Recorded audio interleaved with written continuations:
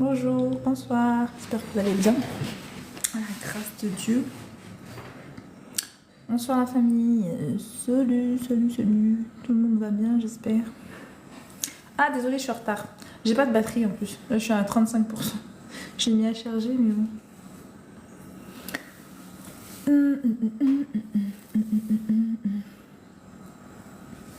J'espère que vous allez bien, que votre semaine se passe bien. Mes lunettes sont sales. Dites-moi tout. Dites-moi tout. Tout le monde va bien, à la grâce de Dieu, j'espère. En plus, j'étais en train de lire aussi un petit peu la Bible. Juste un peu avant le live. Comme mon téléphone est en train de charger, je me suis permise de lire un peu.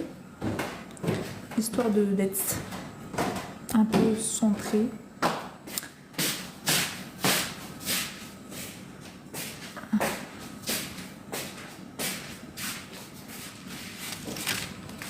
Sinon, j'espère que... Mais, oh coucou, y a personne. Je suis en retard un tout petit peu, hein, c'est tout, hein. Genre quoi, j'ai 12 minutes. C'est pas beaucoup, 12 minutes. J'ai fait pire, hein. Eh, je suis une femme, hein. Faut que je me fasse belle et tout, ça prend du temps. Je raconte un tas de bêtises, excusez-moi, je me calme. C'est ça. C'est ça, c'est tout. Bébé, je m'arrive, s'il te plaît, mon ami. Bonjour, Lian, bonsoir. Alors, pourquoi? Reste là. Bah, ici, il faut. Il y a quoi ici? Bonsoir, Kozovi. Alors, il faut savoir que moi, je fais que principalement. Là, on est quel jour? Je sais même plus. On est là. Mercredi. Alors, le lundi, le mardi et le mercredi, c'est la spiritualité. Donc, normalement, là, on est censé parler de Dieu, principalement parce que c'est ce dont je discute le plus souvent dans mes lives, c'est ma spiritualité et elle est axée sur ma foi qui est en Christ. Wesh, n'écorche pas mon prénom. Bon, excuse-moi. Ton pseudonyme. Alors, en plus, j'ai pas une... C'est quoi? C'est Kozovi? Non, attends. Kozivi. Excusez-moi, monsieur, d'avoir écorché votre pseudonyme. Je n'ai pas fait exprès, hein. C'est pas voulu.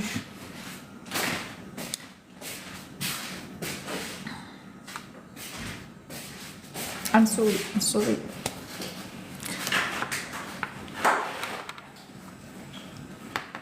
Sinon, je disais donc... Oui, voilà, donc je parle principalement de spiritualité, basée sur ma foi en Christ. C'est-à-dire que j'ai accepté le Seigneur Jésus-Christ comme mon sauveur. Mais je ne suis pas rentrée dans la religion pour autant. Mais ça ne veut pas dire qu'il ne faut pas y aller. Hein. C'est juste que moi, c'est pas mon cas. Donc, vis-à-vis de mon histoire, c'est pas ce qui s'est passé. Bon, vas-y, prêche. Ah, prêche. Mais je prêche pas, moi. Je témoigne, c'est pas pareil. C'est-à-dire que, en fait, j'ai accepté le Seigneur comme sauveur parce que j'ai eu des problématiques spirituelles. Je me suis fait attaquer par des sorciers, des marabouts. Et du coup, dans mes prières à Dieu, Jésus-Christ s'est présenté comme étant Dieu et il m'a sauvée. Voilà, m'a sauvée, tout simplement, m'a sauvée. Il m'a enseigné aussi la spiritualité, il m'a donné la connaissance sur la spiritualité. Et je m'éduque encore et toujours grâce à la parole de Dieu, qui est la Bible, et que je partage avec vous en live, voilà, des interprétations qu'on a sur les textes qu'on a lus vis-à-vis de la Bible. C'est pour ça, mon compte de la spiritualité, là dernièrement, j'ai posté une vidéo et j'ai dit que si vous voulez souhaiter en parler en live, il n'y a pas de problème. Donc je ne sais pas si vous regardez mon compte Espoir Divin et si vous avez regardé mes vidéos récemment ou pas. Thank you, la religion sauve personne. Justement, je suis d'accord. C'est pas vraiment que ça sauve personne parce que c'est mentir aussi. Parce qu'il y a des gens qui trouvent Dieu quand même à travers la religion. C'est juste que il faut se chercher premièrement et ensuite il faut demander à Dieu, voilà, de se révéler à nous. Il faut vraiment, faut le chercher quoi. Parce que comme il dit si bien, il faut le chercher pour le trouver. Hein. Eh oui. Mais la porte est ouverte, il frappe. Hein. En tout cas, Tu frappes la porte et j'ouvre. si on frappe, il ouvre. Hein. La porte est accessible, quoi, pour ceux qui cherchent. Merci pour les likes, que Dieu vous bénisse. Merci. Ah, madame. T'es toute belle en plus, t'es coiffée. Je vous remercie. Oui, je me suis coiffée. Ah, ça te va bien. Merci. Donc voilà. Est-ce que donc j'avais lu, je vais vous lire le texte que je vous ai dit. C'était parlant des 5 talents. Donc en fait non, il y avait plusieurs. C'était le chapitre. Attendez, je vais vous regarder. C'est le chapitre 25, je crois. C'est sur les 10 vierges. Ah oui, c'est vrai. Maman m'a rappelé un truc important. J'ai pas fait la demande de la protection. Donc je vais faire commencer par ça d'abord. Excusez-moi. On va lire le psaume 91 ensemble pour demander la protection au Seigneur durant le live et la soirée, si selon sa volonté et sa grâce. Bien évidemment. Mais je préfère quand même demander. C'est vrai. C'est vrai. Merci maman. Au plaisir, ma fille.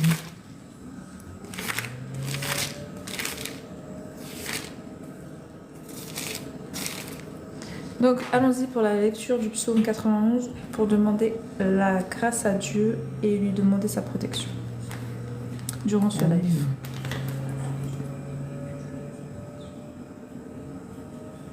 Celui qui demeure sous l'abri du Très-Haut repose à l'ombre du Tout-Puissant.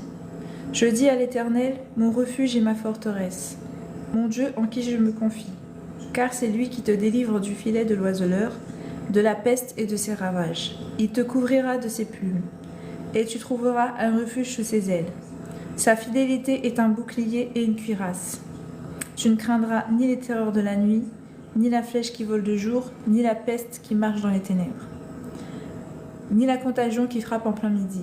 Que 1000 tombent à ton côté et 10 000 à ta droite, tu ne seras pas atteint. De tes yeux seulement tu regarderas, et tu verras la rétribution des méchants. Car tu es mon refuge, ô Éternel, tu fais du Très-Haut ta retraite. Aucun malheur ne t'arrivera, aucun fléau n'approchera de ta tente.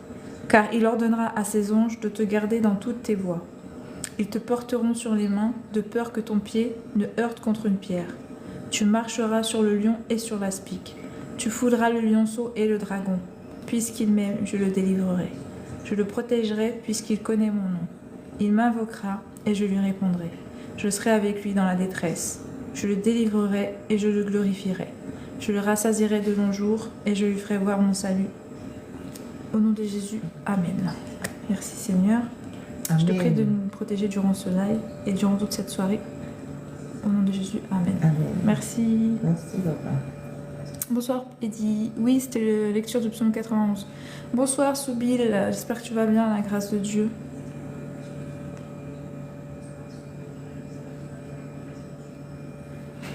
Donc voilà, petite protection demandée. On peut continuer. Du coup, j'avais fait la lecture sur le compte Espoir Divin de l'évangile de Matthieu. Et comme je vous avais dit, c'était les paraboles. Donc les paraboles, c'était la parole de Dieu, mais c'est aussi des prophéties que Jésus a données sur l'Apocalypse, bien évidemment. Vous savez, en ce moment, beaucoup de gens vous parlent de la fin. Ouais. Et oui, on est dans ces temps-là. Maintenant, quand on lit la Bible, on regarde un temps messianique, il y a le temps à travers la Bible, parce qu'il faut savoir que la Bible, en fait, elle est écrite d'une manière qui a le début, le commencement, le milieu et la fin. En fait, le milieu, c'est le renouveau avec la nouvelle alliance avec Jésus-Christ. Et la fin, c'est le retour du Seigneur aussi, Jésus-Christ. C'est toujours avec. Et B, il faut savoir que là, on arrive dans les temps. Mais on ne sait pas exactement quelle date, mais on arrive dans les temps. C'est ça. On est dans les temps de la fin. Donc, le retour du Christ.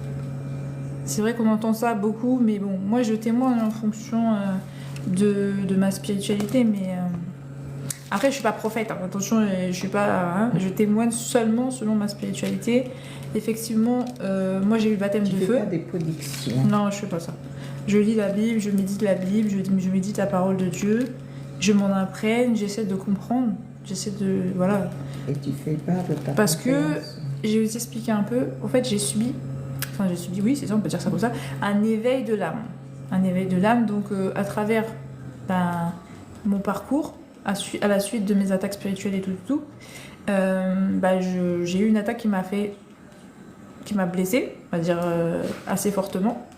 Ce qui fait que j'ai dû me rééveiller. Donc j'ai dû éveiller mon âme. Et c'est comme ça que j'ai appris sur la spiritualité et la connaissance et la parole de Dieu. Donc j'ai été enseignée et j'ai pu aussi être baptisée du Saint-Esprit. Donc j'ai reçu le baptême de feu. C'est ce qu'on appelle le baptême de feu, c'est le Saint-Esprit en fait. C'est ça. Donc là, clairement, ce que j'ai partagé maintenant sur mon compte Espoir Divin, c'est la parole de Dieu. Et l'évangile de Matthieu, c'est un des apôtres de Jésus. Et il avait relaté les paraboles que Jésus avait données. Et je veux dire que ce passage que j'ai lu, justement, concerne l'Apocalypse. Parce que c'est la révélation. C'est une prophétie de Jésus, mais à travers des paraboles. Donc on avait les 10 vierges. On avait les talents et on avait les noces, je crois. Voilà, c'est ça. Alors, il y avait une interprétation pour chaque texte, mais ça parle pour moi précisément de la fin des temps. Après, je ne sais pas si vous êtes d'accord avec moi dans la compréhension, si quelqu'un l'a lu déjà, ce passage dont je parle. Est-ce qu'il y a quelqu'un qui a lu l'évangile de Matthieu, qui a lu les paraboles des 10 vierges, la parabole des noces et la parabole des vignerons?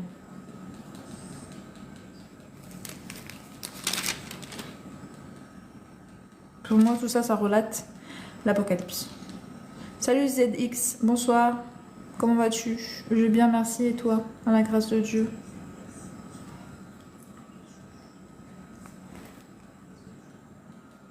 Du coup, je comprends bien, il n'y a personne qui a de la spiritualité basée sur la Bible ce soir. Donc vous êtes en train de découvrir en fait. Salut, bonsoir élite de l'Éternel, shalom, paix sur toi aussi. J'espère que tu vas bien, à la grâce de Dieu. J'étais en train de parler de l'évangile de Matthieu et la parabole qui pour moi concerne une prophétie de la fin des temps. Donc les 10 vierges, les noces, les vignerons. Merci, amen. Donc voilà. Après, c'est vrai que là, j'ai pas trop. Faudrait que je la relise pour vous donner des détails de la compréhension du texte. Mais pour moi, c'est ça. C'est Jésus dans son temps. Ça veut dire, il y a 2000 ans, il a prophétisé sur le temps d'aujourd'hui. À travers ses paraboles, déjà.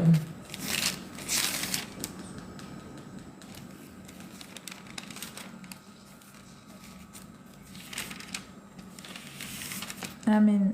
Yes. Donc sinon, ça dit que je peux vous lire des petits passages.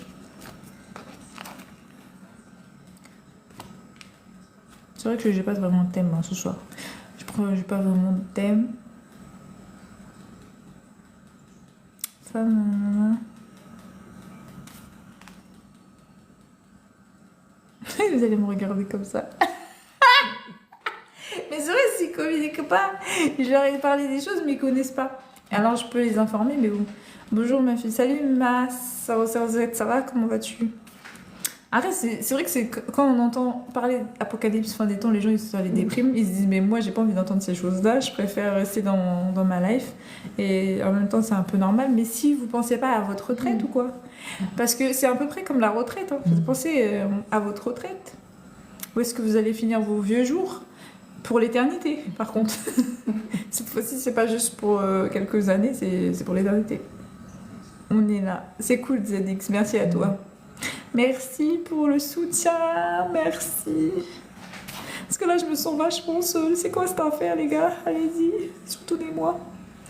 Moi au paradis. Ah, et comment tu penses on doit accéder au paradis? Selon toi, ZX.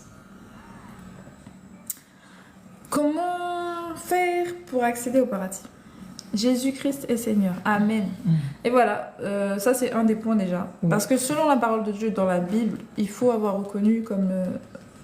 il faut avoir accepté le Seigneur Jésus-Christ en fait, comme sauveur. C'est lui le chemin, c'est lui la vie, c'est lui la vérité. Ça c'est une des étapes. Mais c'est vrai qu'il y en a, ils vont nous dire oui mais c'est la religion. Mais quand tu es réellement spirituel, je sais qu'un esprit, c'est réel, tu vois, ça vit avec nous, ils sont présents, il y a le monde invisible qu'on ne voit pas. Mais pour ceux qui sont éveillés, ce monde-là, il est accessible, il est palpable. Il ne l'est pas pour ceux qui sont toujours endormis, qui n'ont pas encore éveillé leur conscience à leur être spirituel. C'est pour ça que moi, je alerte beaucoup, en fait, dans mes lives sur le côté éveil spirituel. Parce qu'il faut se chercher intérieurement, spirituellement, pour se découvrir et surtout pour trouver Dieu, parce que Dieu est esprit. Donc pour pouvoir l'aimer et l'adorer et le trouver, il faut être spirituel en fait. C'est pas en étant dans la chair, en restant dans le monde que vous allez trouver Dieu en fait. C'est pas en vivant votre vie justement tout à fait normalement que vous pourrez trouver Dieu, parce que Dieu il est dans une autre dimension de notre... Alors il faut savoir que nous sommes composés de 3 parties, nous sommes corps, âme, esprit, et en fait si on est axé sur la chair, on peut pas trouver Dieu comme ça, c'est pas possible. Tout le monde est spirituel. La lumière, bonsoir. Ouais, mais ça il faut en avoir conscience, hein. Oui. Parce que quand tu es dans le monde, sachant qu'ils font tout pour pas qu'on y pense, parce que principalement, à part les religions qui fait vraiment parler de Dieu, tout ça, je veux dire, même dans l'éducation, ça ne se discute pas. Même en société, c'est tabou, parce que c'est fait exprès pour que la société, elle dise que bon, bah, la foi, c'est quelque chose de privé, on ne doit pas en parler, or qu'on est des êtres avec une dimension spirituelle. Donc on ne peut pas cacher ce qu'on est. Normalement, on ne devrait pas se cacher spirituellement non plus. Exactement. Et pourtant, ils disent qu'il ne faut pas qu'on en parle, il faut que ce soit tabou. Donc c'est quelque chose qui n'est pas facile à avoir une communication dessus, parce que moi je me rappelle quand je travaillais, je ne parlais pas de ma foi, ou d'ailleurs j'avais même pas c'était quelque chose qu'on ne discute pas dans la société. Donc c'est normal, c'est pour ça que je vous ai dit, parce que certaines personnes qui ne sont pas tolérants, qui sont très axées dans la religion mais fermées, effectivement ça fait des conflits. Quand quelqu'un n'est pas ouvert aux autres, sur les nouvelles croyances, sur les nouvelles choses, dans la connaissance, voilà, effectivement, ça peut créer des conflits. C'est pour ça que c'est quelque chose qu'on impose. Mais si j'ai envie de dire ça, tout le monde a une opinion différente. Et pourquoi, sur ce point-là, spécifiquement, il faudrait que ce soit fermé ? C'est ça, en fait. Le monde, il nous empêche d'être spirituel, en fait. Le monde actuel nous empêche d'être spirituel. Faire la volonté de Dieu. Amen. Tout le monde est spirituel. Ouais, il faut en avoir conscience. C'est-à-dire la sanctification. Amen. C'est ça, ZX. Hey, bonsoir la lumière, en tout cas. Bonsoir à toi. Celui qui veut être là, mis de son corps, est l'ennemi de Dieu. Ah, exactement. Ah, oui. Tant que tu demeures dans la chair, tu te laisses dominer par la chair et que ton esprit ne contrôle pas tes pulsions, que tu ne t'es pas équilibré, genre entre ta lumière et tes ténèbres, que tu te connais pas, que tu sais pas gérer voilà, tes envies, tes trucs, que tu te laisses dominer par tes envies justement, donc c'est que tu es encore dans la chair en fait. Par ce que tu vois, si tu te laisses dominer par seulement ce qui est visible, par ce que la société t'a inculqué, et non par ce que tu as envie de découvrir par toi-même à travers ton propre être intérieur, c'est-à-dire raisonner avec ton âme et tout, ouais, tu es encore dans la chair en fait. Fred, bonsoir. Salut Yuniv, bonsoir, comment vas-tu ? Vous êtes chrétien ? Non, la lumière. On pourrait dire que oui, parce que je suis un Christ. Effectivement, c'est l'appellation qu'on donne aux personnes qui sont au Christ. C'est une définition assez logique, étant donné que Christ, c'est le diminutif de chrétien. Mais je ne suis pas dans la religion. À proprement dit, je ne pratique pas la religion qui est assimilée au Christ. Vraiment, moi, j'adore le Christ en esprit. Donc, de manière spirituelle. C'est ça, en fait. Et pourquoi, alors, nous continuons à vivre dans ce monde ? Bah, parce que c'est le monde. Hein. C'est le monde qu'on a, en fait, hein, pour le moment. Et sachant que les choses ont changé, il fallait qu'on expérimente la vie, à proprement dit, et tout ce qui va en découler, c'est-à-dire les expériences qui vont nous apporter une évolution en termes de sagesse, en termes de connaissances, parce qu'on s'éveille à travers la vie en fait. quand on vient au monde, c'est comme un enfant. Il grandit, il apprend, il expérimente, c'est la même chose. Donc ce monde, c'est une grande expérimentation d'évolution de conscience. Enfin, c'était censé faire évoluer la conscience. Mais comme il y a des dominations qui veulent pas qu'on s'éveille et qui veulent pas qu'on cherche la lumière, c'est-à-dire de Dieu, la connaissance de Dieu, ils veulent qu'on démarre dans les ténèbres, c'est-à-dire dans la chair. Et ben c'est pour ça qu'on a du mal à demeurer esprit spirituellement parlant. ZX, ça c'est vrai. Et c'est vrai, je pense, ouais. À partager, on pourrait dire la lumière. On pourrait dire quoi? J'ai pas compris. Je crois que t'as pas fini ta phrase, la lumière. Ça va bien, merci, et toi? Bah, ça va, à la grâce de Dieu. Vivre dans le monde, c'est la volonté de Dieu. Yes, ZX. Pas vraiment. Dieu, il avait quelque chose de... Il a un autre plan pour nous, mais il savait que c'était nécessaire aussi. C'était une étape par laquelle on devait passer parce que Dieu avait tout vu. Il est omniscient, omnipotent, et il sait que il faut qu'on passe par des épreuves pour grandir. Je sais pas comment expliquer, mais c'est comme un enfant, je vous ai dit. C'est comme son fils, il passait par les épreuves comme nous on passe. C'est ça. C'était plus lourd parce que c'est le monde. Et oui. Ouais, mais son fils c'était plus par rapport à la grâce. Voilà, c'était vraiment pour le péché. Lui, il était là pour. Il a vraiment sauvé notre âme en fait à travers. Mais notre âme est sauvée, mais nous on doit sacrifice. passer par nos parcours. Oui, voilà, nous aussi on doit avoir nos tribulations, on doit avoir nos parcours pour demeurer, mais après c'est plus complexe que ça parce qu'en fait, qu'il y a les on a un combat à mener dans la connaissance et la croissance de notre lumière. C'est-à-dire que Dieu est lumière, on comprend bien que Dieu est bonté, il aime la justice, il aime l'amour, il aime la bonté, il aime les énergies de ce type-là. Et quand on chemine en fait dans la vie, on est amené à rencontrer les deux forces. C'est-à-dire la force de la lumière et la force des ténèbres. La ténèbre, on parle de chair, et la lumière, on parle d'esprit. C'est vrai qu'on peut employer deux termes. Moi, j'ai le terme spirituel et j'ai le terme biblique. Alors, dans la Bible, on parle d'esprit et de chair. Donc, on va rester dans le terme de la Bible. Excusez-moi, j'ai encore un peu mes anciennes... mes anciennes... pollutions du monde. Parce que... voilà, donc on va dire ça plutôt. Donc, pour parler bibliquement parlant, l'esprit nous conduit à la lumière et la chair nous conduit aux ténèbres. Donc tout ce qui est pulsion et envie. Donc l'alcool, tout ce qui est pulsion sexuelle, la charnelle, voilà, les choses plutôt négatives. Et l'esprit, lui, nous conduit à la connaissance, à l'amour, à la sagesse, tout ça. Et ces deux choses-là s'expérimentent qu'à travers ce monde. Donc... Sinon, on pourrait très bien demeurer esprit, c'est-à-dire esprit et âme. Voilà. Spirituellement parlant, je veux dire. On pourrait demeurer spirituel, mais le monde permet d'expérimenter la matière et la dualité entre la lumière et les ténèbres. Et cette dualité nous permet de travailler notre résilience face à notre côté négatif. Parce que l'objectif, c'est de travailler sur nous-mêmes, en fait. C'est de grandir intérieurement. En équilibrant notre négativité et notre positivité.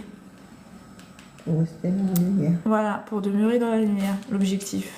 C'est soit tu es chrétien ou tu l'es pas. Bah, j'ai un peu d'idée que je suis chrétienne, mais ça m'empêche pas d'être spirituelle, avant tout. C'est-à-dire que j'ai pas envie qu'on me mette dans une case de religion. C'est ça que je veux bien que vous me séparez dedans, parce que je suis pas dedans. Ça, c'est une vérité aussi. C'est ça. Malheureusement, chrétien... Chez nous, en termes de le monde, ça veut dire religion. Si tu m'avais dit que j'étais chrétien du temps de Christ, oui. Parce que là, on avait vraiment la définition d'un chrétien. Mais dans notre temps d'aujourd'hui, c'est pas ça. Tu peux pas être à moitié. Non, je suis pas à moitié, j'ai juste conscience de qui je suis. Je suis spirituelle parce que je sais que Dieu, c'est d'abord un esprit, ça dort en esprit.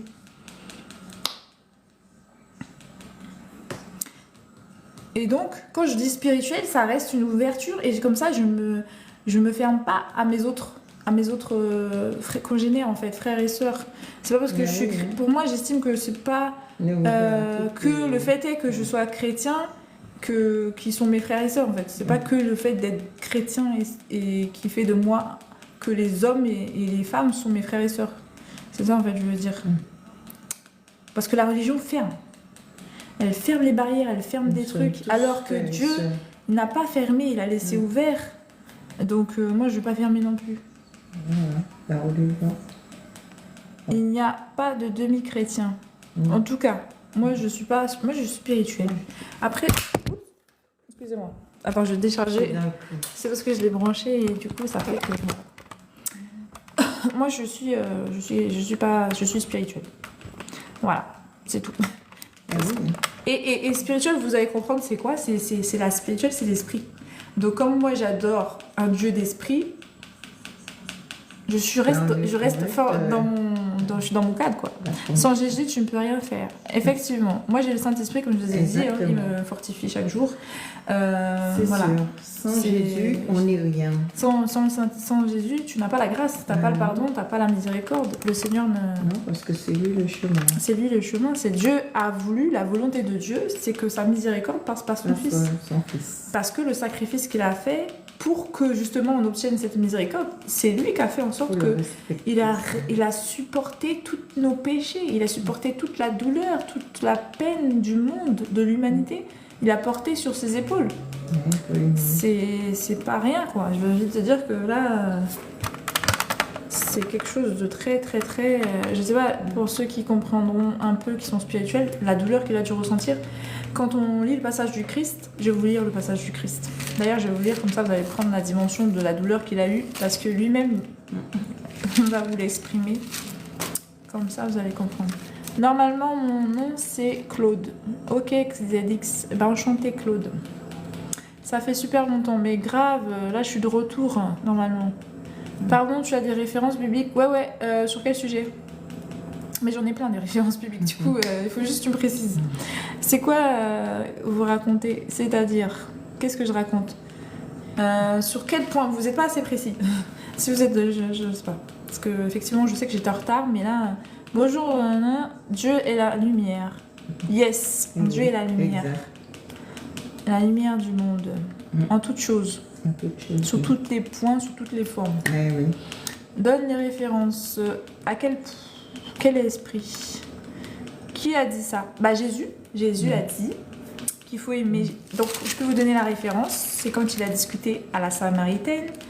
Et je vais vous le donner tout de suite. Jésus-Christ est la religion parfaite. Bah, c'est pas une religion. C'est pas une religion. Ce n'est pas une religion. Jésus n'est pas une religion. Les églises, c'est les corps. Et lui, il conduit les corps. C'est lui le prêtre, c'est lui le berger. Voilà. Donc il n'y a pas d'église autre que nous-mêmes. Donc voilà. Tout le monde est spirituel, ça veut rien dire ce que tu dis. Bah justement, c'est ce que je dis. C'est justement, j'ai pas besoin de me mettre dans une cadre religieux pour définir le fait que je suis esprit. Et Jésus esprit. Et Dieu est esprit. Donc par conséquent, je suis dans le bon format. Là. Pour moi, spiritualité, c'est ce qui me définit. Et vous tous en fait. Et c'est pour ça que j'ai dit que j'étais ouverte et je voulais pas demeurer dans une case de chrétien. Tous les mondes est spirituel. C'est pour ça que ça veut tout dire en fait. Ce que je veux dire, c'est justement ce que Dieu souhaite, c'est qu'on soit tous unis. Et ce pourquoi il a fait son plan pour cette unicité, c'est d'être unis en lui. Ça veut dire quoi? À travers son esprit, il est en nous et nous sommes en lui. Ouais, voilà. C'est comment dis-tu je suis humain? Ça veut dire rien dire. Bah ça veut tout dire. Hein. Ça veut dire que déjà à quelle race t'appartiens? À quelle espèce? Parce que tu vois, il y a les animaux et puis il y a les humains. Donc forcément, déjà on sait ta définition de ta personne. T'es un humain. Et on est tous humains. Ah, cœur de lion, coucou. C'est important d'avoir cette dimension générale d'une chose, mais en même temps, qui donne une compréhension assez précise. Pourquoi est-ce que sont seuls les blacks qui croient en Jésus-Christ? Ah, tu crois ça? C'est bizarre parce que ceux qui ont repris la relève, c'est des blancs. Enfin, c'est principalement des blancs en fait. C'est parce que si tu considères que c'est Constantin, les Templiers, c'était. C'est pas. Ouais. C'était pas des noirs. Hein. C'était. Après, ils sont partis partout pour prêcher, pour convertir. Ils ont converti beaucoup de gens. Oui, c'est une religion. Va lire la Bible. Mais en fait, c'est une religion qui a été formée par l'homme, c'est ce que je te dis. Et en réalité, Jésus a bien spécifié que l'église, c'est les hommes. C'est l'être humain, en fait. Parce que lui, il est esprit. Et ce qu'il nous propose pour le salut, c'est l'esprit de Dieu. C'est l'esprit du Père. Lui, il va œuvrer à nous réconcilier avec Dieu le Père, qui est esprit. Et ça, je vais vous le dire à travers la lecture. Mais là, je suis en train de répondre à vos questions. Mais après ça, je vais vous lire quelques passages pour vous édifier dans la parole en elle-même. Oui, c'est une religion valide. C'est pas biblique ce que tu dis. C'est tout à fait biblique ce que je suis en train d'expliquer là. Un bonjour à ta maman. Merci Yoniv, t'es gentille. Yoniv, je te passe le bonjour, maman. Mais tu dis tout est... Oui, bonjour. Mais tu dis tout en son contraire. Comment ça, je dis ça en son contraire? Tout ce que j'ai dit, c'est parfaitement aligné et logique. Non, c'est faux. Bah, pourquoi c'est faux? Jésus n'est pas noir ni blanc. Jésus-Christ, c'est la parole c'est la vie. Amen, Zédix. Voilà, exactement. Jésus-Christ est une religion, c'est écrit dans la Bible.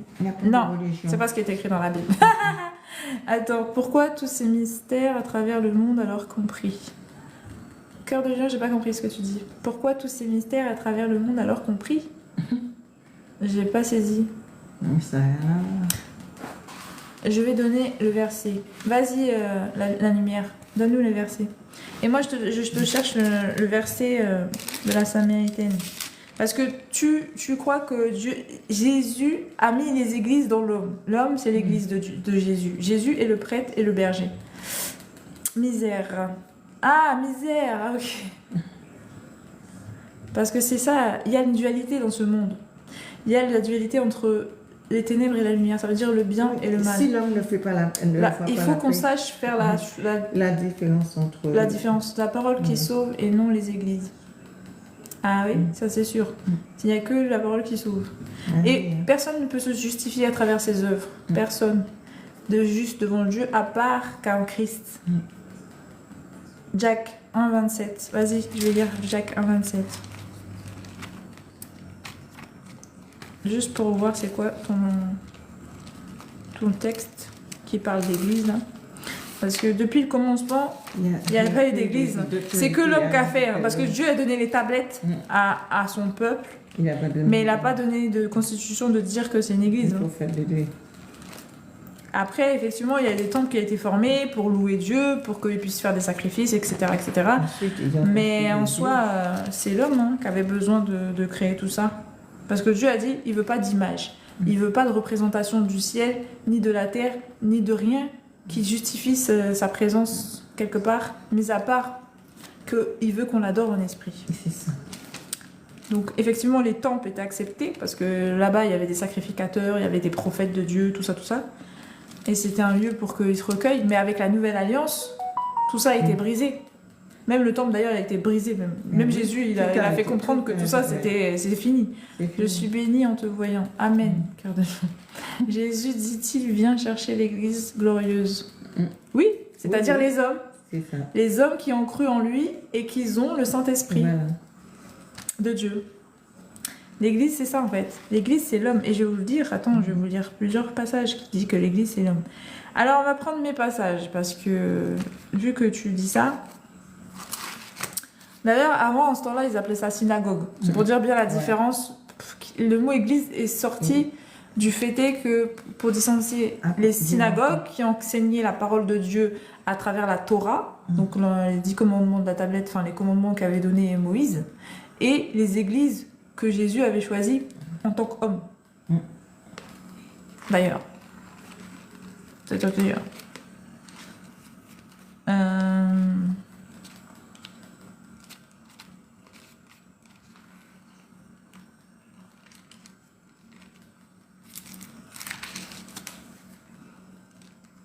Attends, Jacques, ah voilà, j'ai trouvé. Jésus dit, il y a pas l'église glorieuse. Effectivement, glorieuse, parce qu'il y a le Saint-Esprit en eux. 1,27. On dit quoi ça?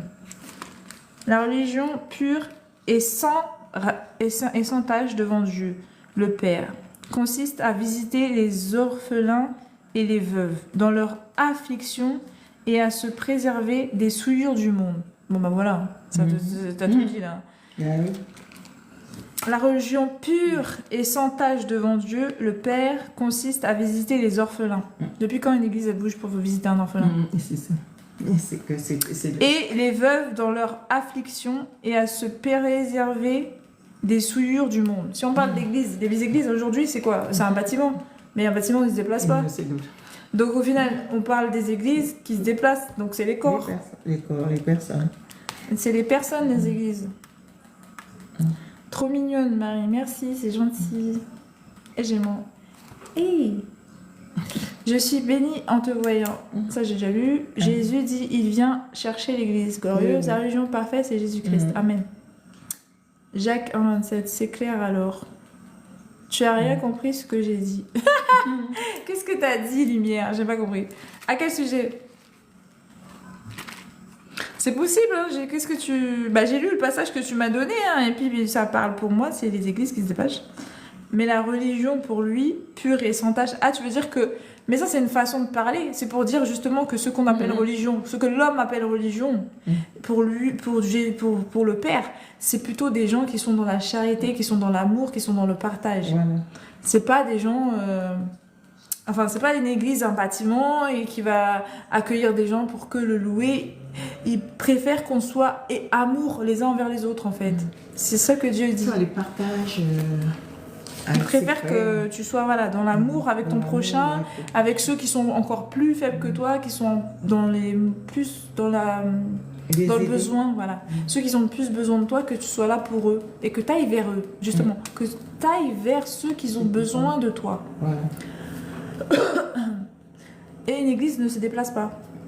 Une église, on vient à elle. Alors que là, il dit, justement, ce que pour moi, elle serait une bonne religion, c'est que vous vous déplaciez vers ceux qui ont besoin. Que vous soyez dans la charité. Que si vous voyez un de vos frères ou sœurs ou quelqu'un qui soit dans le besoin, vous ayez l'aider. Que vous soyez là pour lui. Que vous soyez là les uns pour les autres, en fait. C'est ça la religion parfaite, c'est Christ. Amen. Amen. La religion, bah, je sais pas, c'est un terme que vous ayez envie de... Oui, si tu veux, c'est quelque chose qu'on suit. Donc, c'est Dieu à travers une croyance unique.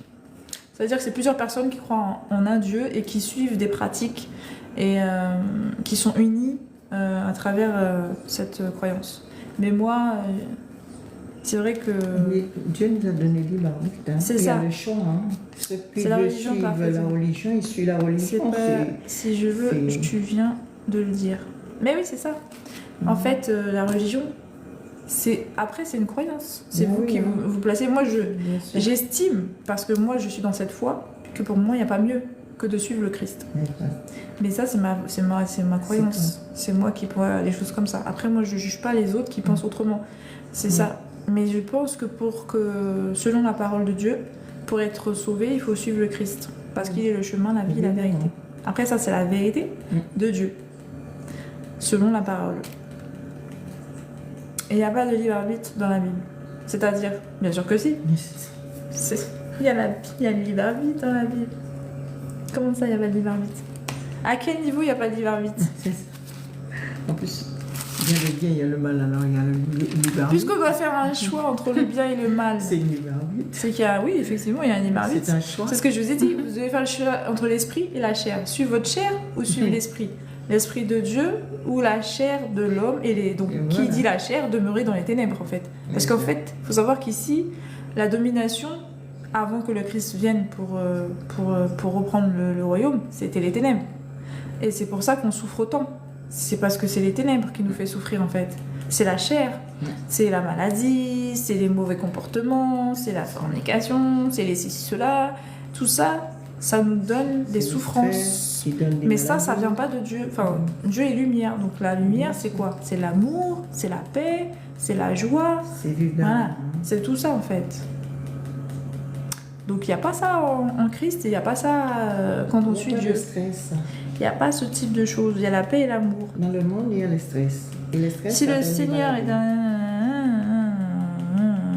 Alors, je vais lire. Attends. Je vais lire aussi.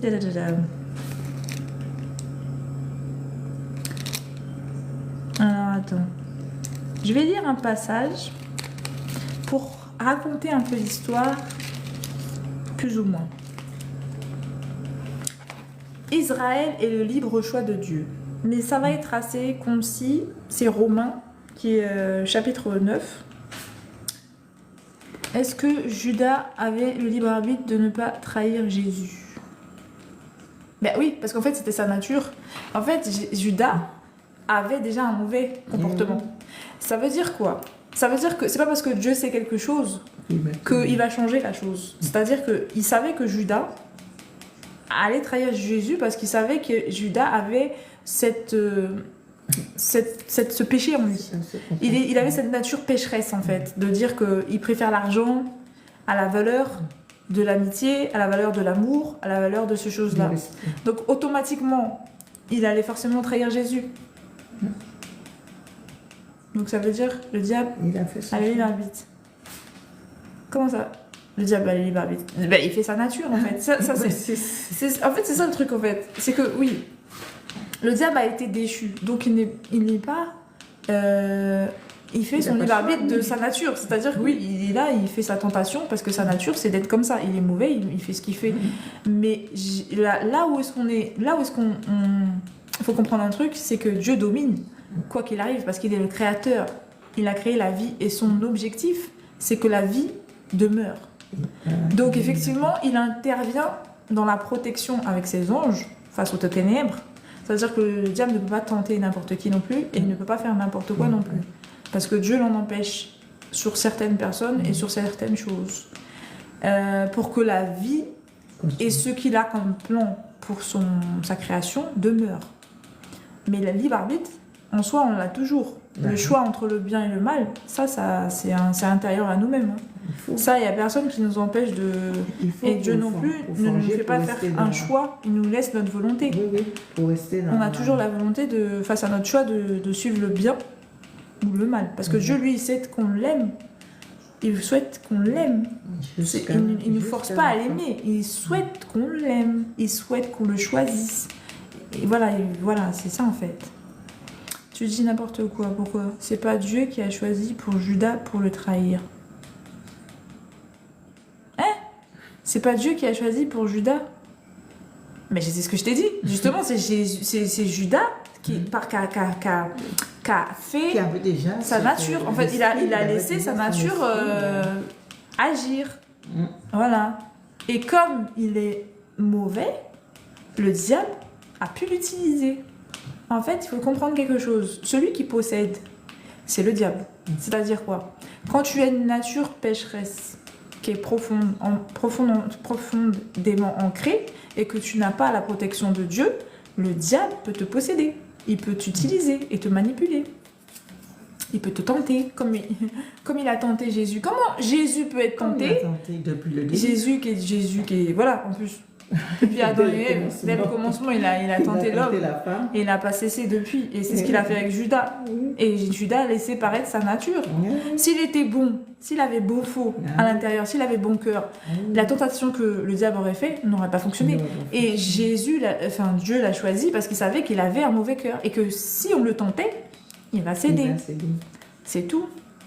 C'est pas une question c'est pas une question de dire qu'il a fait changer la nature de Judas. Non, Judas avait cette nature. Il a été choisi parce qu'il a cette nature pécheresse.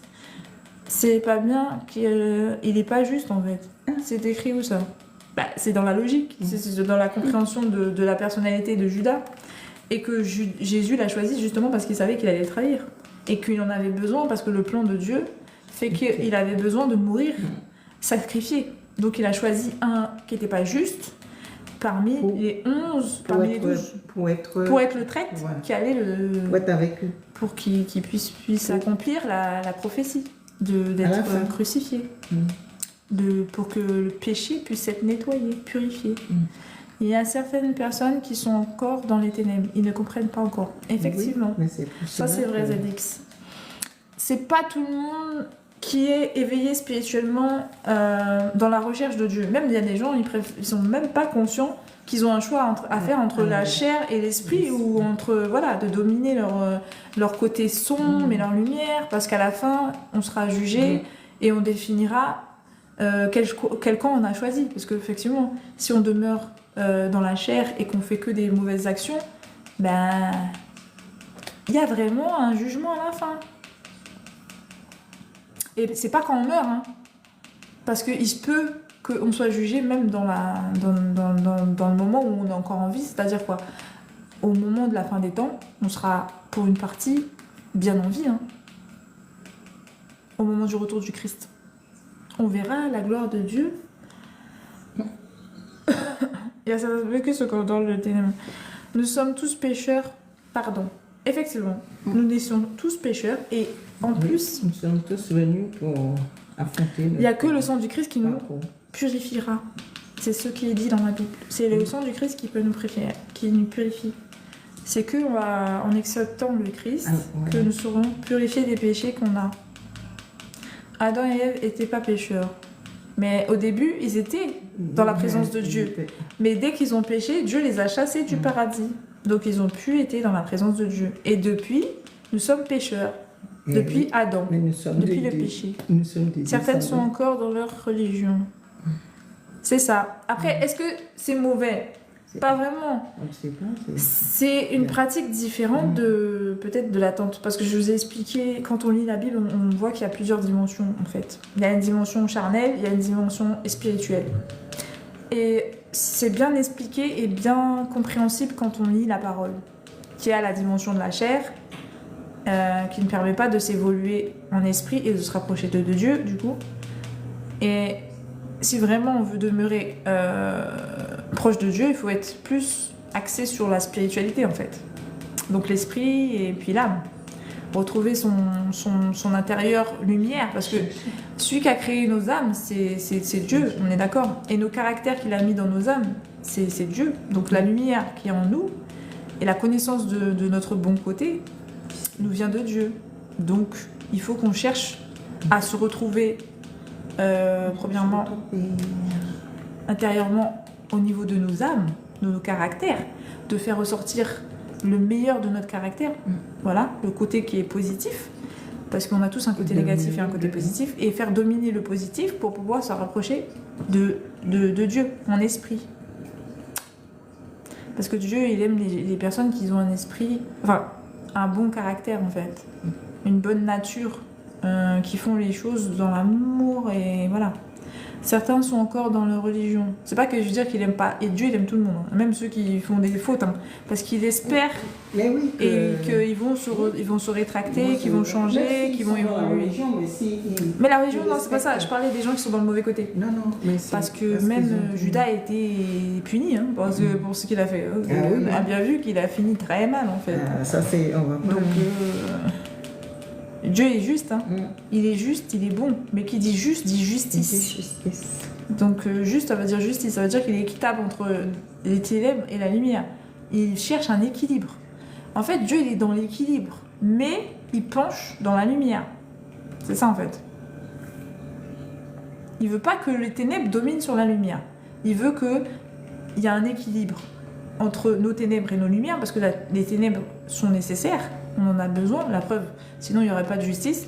On ne pourrait pas gérer le côté... si tu n'étais que bon, comment tu fais justice, en fait? Tu ne pourrais pas appliquer une justice si tu n'étais que lumière. Puisque ce serait inconcevable pour toi. Tu as besoin un peu de ténèbres. Mais lui, il veut qu'on soit en contrôle.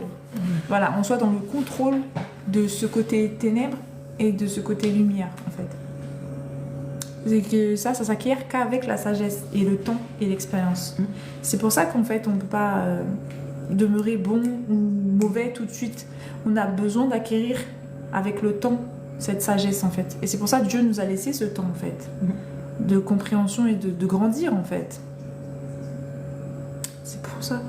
C'est quoi tu dis? Je sais pas. Qu'est-ce que c'est-à-dire, hein? C'est quoi je dis après? À quel niveau? Le péché, c'est-à-dire désobéir à Dieu? Ouais. À désobéir à ses lois, à sa volonté, à ce qu'il souhaite pour nous, en fait. Laisse-moi monter. Ouais. Attends. C'est-à-dire, parce que là, c'est un peu complexe. Désobéir, c'est ça le péché. Ah, sachant que je crois que je coupe à 21h.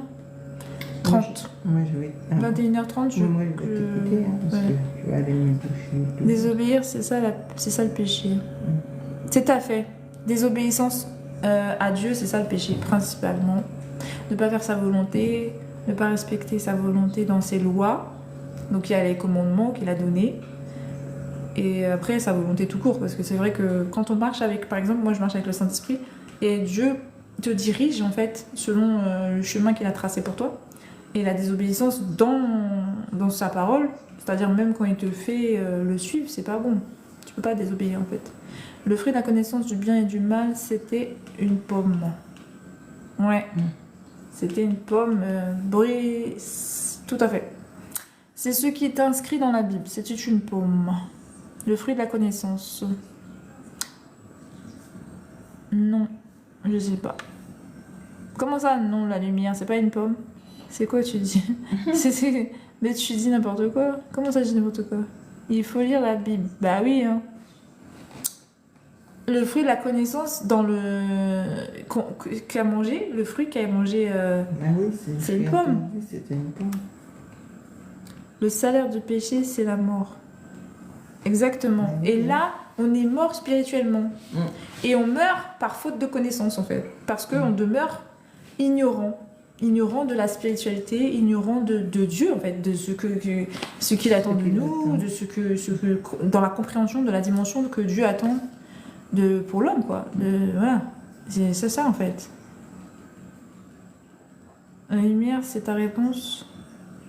Quoi, j'ai pas compris. Oui, il faut lire. Oui, il faut lire la Bible, c'est important. Ne serait-ce que pour voir si vous vous retrouvez dedans.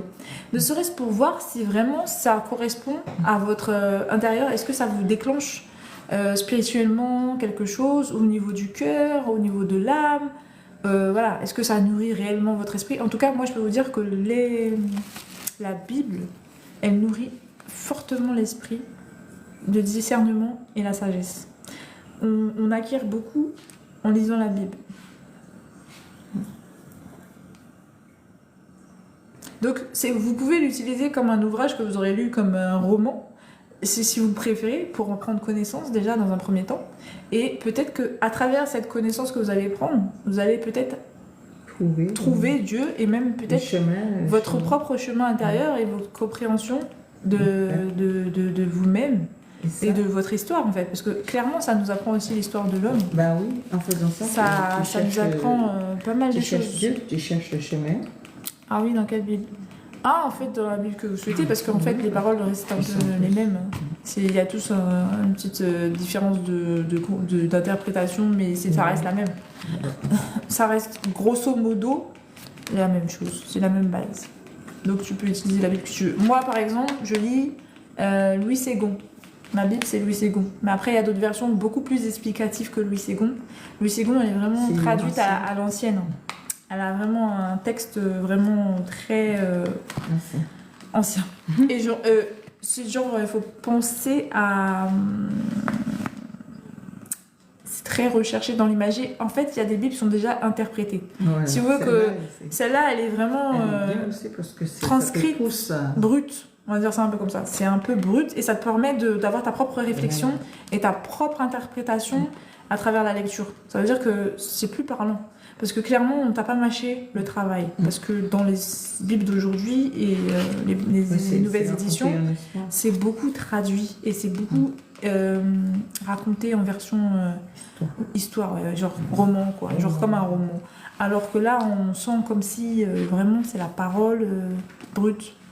Et que toi, tu peux interpréter selon ce que Dieu te met à cœur et en esprit.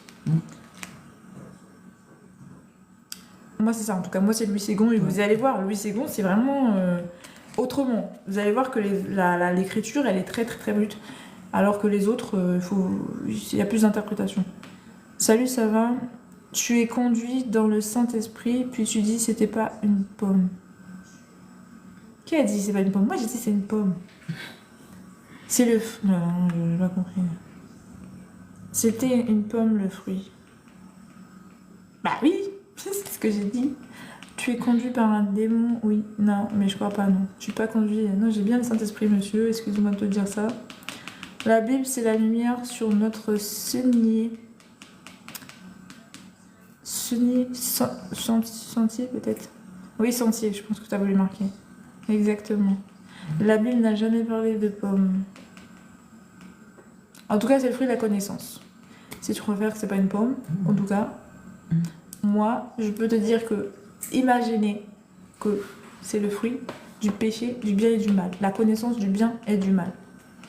Si tu veux, tu peux le prendre comme tu veux, mais en tout cas, on a la connaissance du bien et du mal, et aujourd'hui, à travers cette connaissance, on vous demande de faire un choix. Un choix entre la connaissance que vous avez acquise à travers l'expérience. Parce qu'il y a la connaissance qui est de l'imaginaire, enfin, pas l'imaginaire, de l'esprit, justement. Ça veut dire que tu as la connaissance qu'à travers la parole, et tu as aussi la connaissance à travers l'expérimentation. La chair. Et en fait, Dieu, ce qu'il est venu nous apporter, c'est la connaissance en esprit. Puisque nous, on était dans la connaissance charnelle. Parce que là, on expérimentait le bien et le mal directement. Mais on était complètement perdus en termes de connaissance, en termes d'esprit saint. La connaissance sainte qui nous vient de Dieu. Et alors, il nous l'a apporté à travers les tablettes, à travers Jésus, la parole, directement. C'est là le franc-maçonnerie qui est venu avec l'histoire de la pomme. Louis Ségon, exactement, Boris, c'est Louis Ségon, ma version de Bible. Tu peux donner ton avis sans injurier, en tout cas. Tu dis n'importe quoi. Il raconte, même Jésus, les gens l'ont traité exactement. Oui, parce que c'est ça, c'est toujours comme ça. Hein. Quand on a des différentes pensées, que voilà, les gens ils veulent pas accepter qu'ils soient bousculés dans leur croyance, ou tout simplement, voilà. C'est ça, chacun sa croyance. C'est pour ça que moi je bouscule personne, moi je donne seulement ce que je connais, à travers ce que j'ai expérimenté, à travers ce que je vis tous les jours quotidiennement, parce que moi, franchement, je vous le dis, hein, j'ai une relation avec Dieu pour moi, à travers la prière. Le Saint-Esprit, je suis en relation avec Dieu. Et je le vis très bien. Et personnellement, ma spiritualité, je la trouve très épanouie. Comme ça.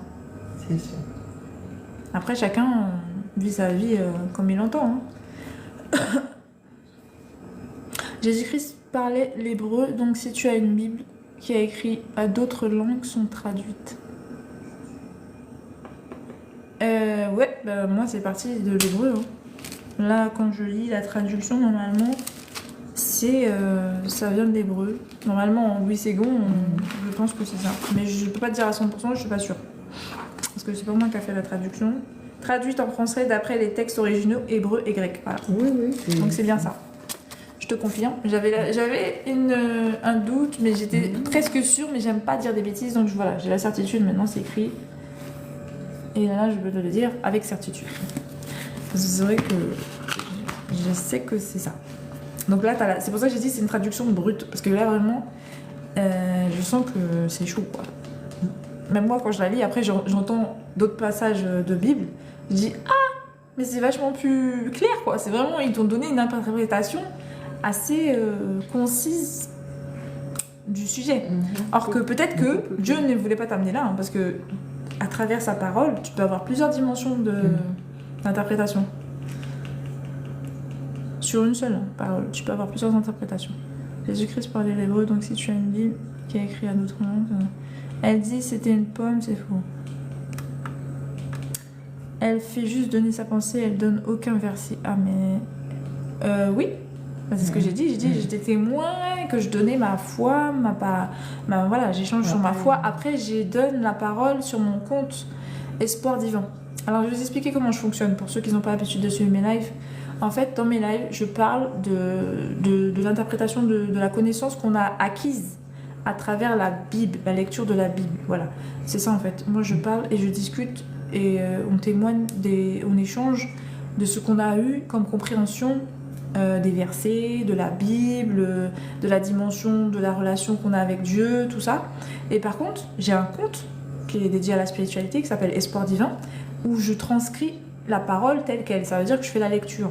Je fais la lecture de la parole de Dieu. Et là, vous avez les données en fait directement et vous pouvez faire votre propre interprétation de la parole. Mais l'objectif des lives, c'est d'échanger dans notre compréhension et donc partager et grandir en foi. Parce que plus on parle de Dieu et plus on discute sur les sujets qu'on a abordés, tout ça, plus on peut grandir en foi. Parce que c'est un témoignage en fait, c'est une forme de témoignage. Voilà, c'est ça, on ouvre son cœur, on discute. Et effectivement, à travers des voix. On reste courtois avec les échanges. Exactement. On échange sur nos croyances, on échange sur notre connaissance, quoi. Et l'avantage, c'est que quand on est dans le live, on peut s'amuser à prendre des versets et en discuter directement. Par exemple, des fois, il y a quelqu'un, il me dit ouais, tel verset, moi j'ai cette compréhension-là, ou voilà, ce passage-là, ça traduit ce que tu es en train de dire. Et il y a souvent ce phénomène là aussi dans mon live, c'est que je suis en train de parler et il y a des gens qui connaissent la parole et qui, à travers ce que je transcris dans ma parole, ils donnent le verset qui correspond à ce que j'essaie d'expliquer. Par exemple, ça peut arriver. Ça peut arriver aussi qu'il y a des gens qui se sont dit, par exemple, qu'est-ce que tu penses de ce passage, tu vois. C'est des choses comme ça. C'est un peu comme ça. C'est ça, on écoute trop. C'est ça. C'est ça la religion, c'est ce que Dieu veut, c'est le partage. Alors, traduit le texte original. L'appui en plus belle, l'appui en plus, elle dit le fruit. Voilà. Toi non plus, tu donnes aucun verset. Exactement. Grave. Traduit, c'est trahi, le texte original, il est fait. Traduit, c'est trahi. J'ai pas compris. Jésus m'est apparu dans une vision, je l'ai de derrière, il m'avait tourné le dos. Mais écoute, c'est possible parce que tu sais, Dieu donne des songes, donne des visions, parce qu'il s'adresse à toi de cette manière en fait. C'est une des manières qu'il utilise. Il utilise plusieurs manières pour s'adresser à l'homme. Ça tombe bien et dis-moi s'il était blanc ou noir. Ah, ça alors là. Jésus-Christ, c'est la parole de Dieu. Exact. Mais moi, en fait, vous savez, j'ai déjà eu aussi une vision, mais en fait, j'ai pas eu le... Moi, je ne vois pas son visage. Pour moi, je vois Jésus, je sais que c'est Jésus, mais je ne vois pas son visage. Et la fois où je l'ai vu aussi une autre fois, c'était un pied géant. Ah non, mais c'est vrai, on peut rigoler, mais c'est ça, j'ai vu un pied géant. Genre un pied géant assis sur son trône, mais avec un pied géant. Ça veut dire que je le voyais même pas. Il était tellement grand, sa dimension, elle était énorme. Je le voyais pas. Mais je sais que c'était Jésus. Il était tellement petit. Oui, j'étais toute petite. C'était comme une petite brebis. Et lui, il était géant. Mais je ne vois pas son visage. En fait, j'ai jamais eu de vision où je vois son visage. Je vois toujours je sais pas, son pied, son corps. Sa tête, on pourrait croire que c'est un soleil parce que de toute façon, il n'y a même pas de visage. Je vois pas son visage. Selon ce que tu as vu, il était blanc ou noir?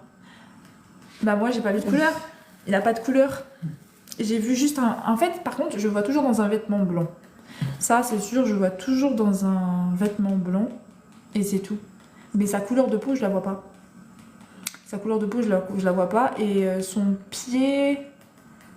J'ai même pas fait attention à la couleur. En fait, je sais que c'est un pied, mais j'ai même pas fait attention à la couleur.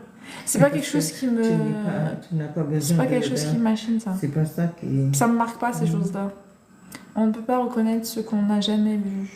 C'est justement... De toute façon, c'est que des images. Hein. Ça, c'est nous-mêmes qui projetons une interprétation de quelque chose que, justement, comme tu dis, on n'a jamais vu. Donc c'est nous-mêmes, c'est à travers notre propre esprit et l'image qu'on veut avoir de lui qui se projette, en fait.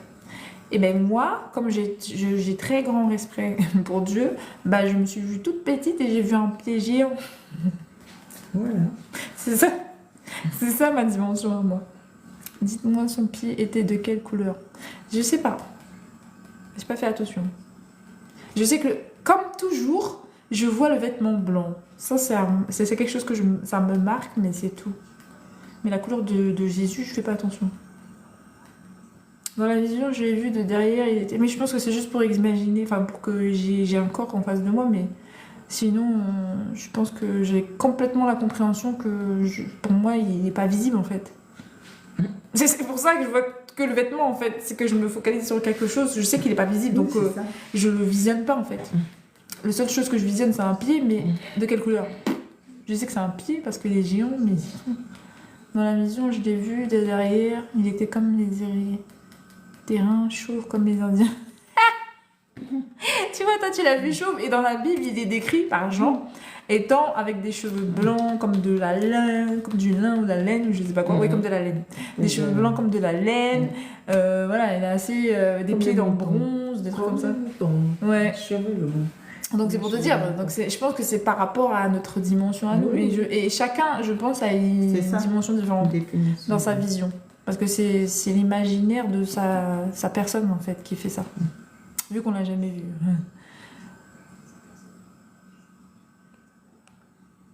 Comment tu as su que c'est Jésus? Bah, en fait, comment on sait? C'est l'Esprit de Dieu qui nous convainc que c'est ça, la vérité. C'est une vérité, ce que tu vois. Que c'est Dieu, que c'est ça, en fait. C'est l'Esprit de Dieu qui te convainc que c'est lui. Tout simplement, en fait. Et après, tu le ressens comme tel. C'est un sentiment, en fait. C'est un sentiment très puissant qui tu peux pas avoir de doute. Parce que c'est dans ton cœur et dans ton esprit.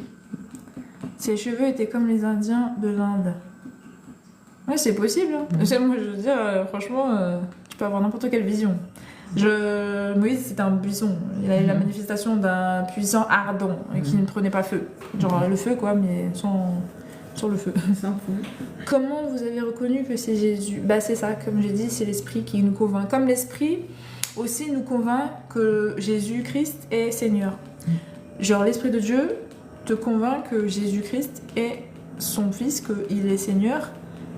Donc c'est pareil, quand tu vois quelque chose qui est représentatif de Dieu, c'est le Dieu qui met à cœur que c'est ce que tu vois là, c'est ça. C'est comme, tu vois, par exemple, dans la Bible, il y a les anges qui se manifestaient, mais en homme. Ça veut dire quoi? En réalité, c'est l'esprit d'un ange qui a pris le corps d'un homme, qui a possédé un homme, en fait, tu vas dire comme ça. Et bien, justement... Qui a pris l'enveloppe d'un homme. Et du coup, Dieu a mis à cœur à l'homme à qui l'homme s'est présenté que c'était un ange. Et donc, l'homme sait que c'est un ange, bien que c'est un homme qu'il a devant lui. Mais il sait que c'est un ange de Dieu. On peut voir ça dans Sodome et Gomorrhe. Sodome et Gomorrhe, il y a deux hommes. Enfin, je sais pas si c'était deux ou il y a un ange qui s'est présenté à la porte. En tout cas, il y a un homme qui s'est présenté à la porte. Mais Lot, quand il a ouvert la porte, il a su que c'était un ange. Comment c'est un homme? Comment tu peux voir que c'est un ange? Si ce n'est pas Dieu qui a mis à ton cœur que cet homme-là, c'est un ange. C'est ça, en fait. J'avais vu la lumière venant du ciel après une personne dans ma chambre. Ah, j'avais vu la lumière venant du ciel après une personne dans ma chambre. Ah, d'accord. Mais tu sais que tout est possible. Tu peux avoir une manifestation des ténèbres quand tu peux avoir une manifestation de la lumière. Mais quand tu vois une manifestation des ténèbres, c'est différent. Ouais, justement. Parce que c'est des ombres. C'est différent, mais je veux dire.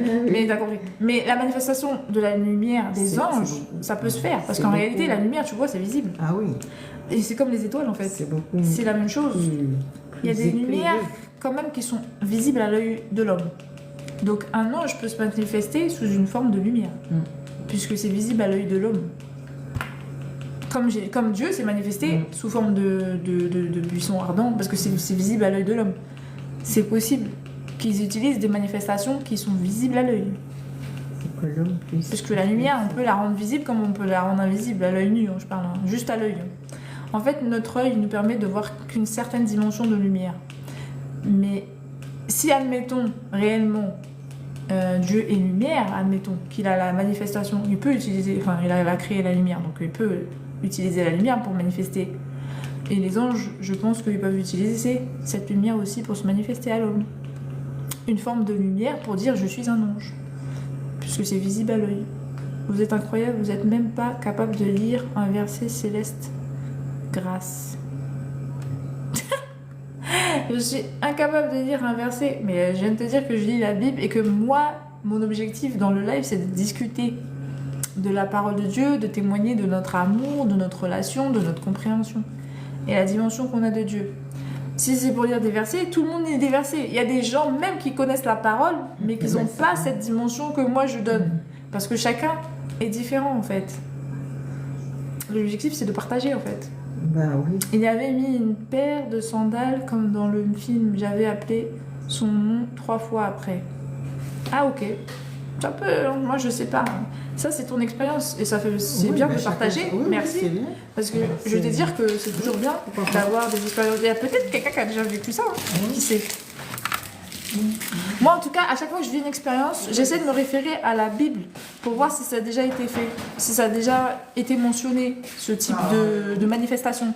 Ça, tu peux le faire par exemple. Tu peux tester de voir, parce que Dieu il aime faire les mêmes. Il est constant, il aime reproduire les mêmes choses. En général, tu verras, il y a le même type de schéma. Donc, quand il utilise une manifestation, tu peux aller dans la parole pour voir si ça a déjà été reproduit d'une manière ou d'une autre. Attends, je vais quitter bientôt. Il est 20h51. Je quitte à 21h. Il est 20h51. Dans 10 minutes, je quitte. Et dans 10 minutes, j'ai quitte. Oui, toi, tu sais ce que tu Mais si c'est Moi- 10 minutes. Oui, oui, Mais c'est t'es ça. trop belle. C'est ça, Marine. C'est ça. Il avait mis une paire de sandales et moi je te dis, hein, si tu veux voir si par exemple si ce que tu vis c'est une réalité et que ça vient de Dieu, bah, je te conseille de parcourir la Bible, même sur internet. Hein. Tu peux taper, admettons, parce que les gens ils vont dire ouais, mais comment je vais faire pour me retrouver dans la Bible? Non, tu tapes sur internet, tu tapes sur Google, tu mets un peu ce que tu as vu et tu marques Bible à côté et tu vois, il va te donner tous les textes qui sont en référence avec ce que tu as vu, qui correspond à la Bible. Tu vois ce que je veux dire? Ça peut aider comme ça pour savoir ce que si tu as vécu, c'est quelque chose qui a déjà été inscrit dans la parole, qui est biblique, voilà. En tout cas, moi, c'est ce que j'ai fait quand j'ai eu une manifestation, comme tu dis, de lumière, parce que moi, j'ai déjà vu ce type de manifestation, mais c'était un ange. Parce que Dieu m'avait mis à cœur que c'était un ange, par exemple, tu vois. Et ben, j'ai été voir dans la Bible, après quel genre de manifestation qui est en référence avec la lumière, les étoiles et tout. Et effectivement, il y a des petites... il y a des passages où on fait mentionner la lumière et les anges qui se manifestent à travers la nuit, dans la lumière. C'est ça qui m'a consolée de dire, ah, d'accord. J'ai eu une manifestation qui correspond plus ou moins à ce qui a déjà été vécu dans la Bible. J'avais dit, Jésus, après la lumière est venu dans ma chambre. Ah, mais ça, par contre, ce que tu dis là, c'est très bizarre. Parce que ça me rappelle quelque chose, mais... Attends, je vais juste taper quelque chose, parce que ce que tu me dis là, ça m'a l'air un peu bizarre.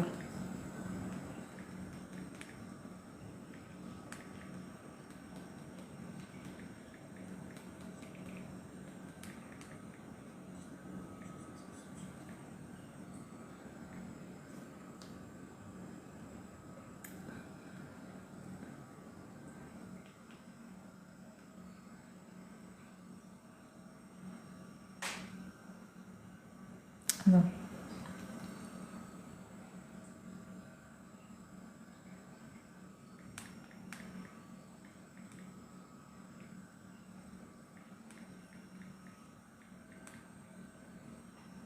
Question. Ah, je vérifie quelque chose, parce que ça, j'ai entendu, mais c'est bizarre. J'ai rien dit. Et je te regarde, c'est tout. Ah, je sais pas, je vais pas trouver. Ça me rappelle une histoire, mais je sais pas, ça m'a fait un tilt, mais après j'ai perdu le truc. Je voulais te montrer qu'il ne parle pas de pommes. J'ai vu plusieurs fois des visions. Bah peut-être t'as le don de vision, de songe. T'as le don de vision, de songe, peut-être. Ça peut arriver, hein. Dieu nous transfère des dons. Ah, je vais te lire les... Attends. Je vais te montrer.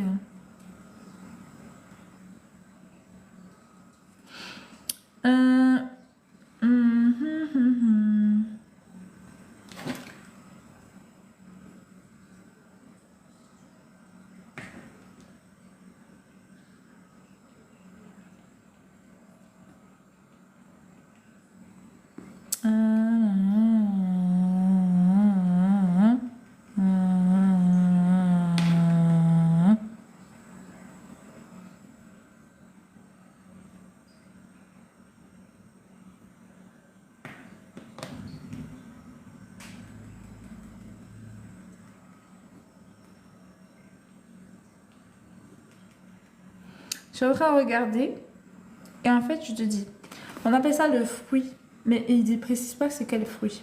Effectivement, dans l'esprit de l'homme, de l'imaginaire de l'homme, ils l'ont traduit par une pomme. Ouais. Mais effectivement, quand je relis la Bible, il n'y a pas le mot pomme. Donc je suis d'accord avec toi.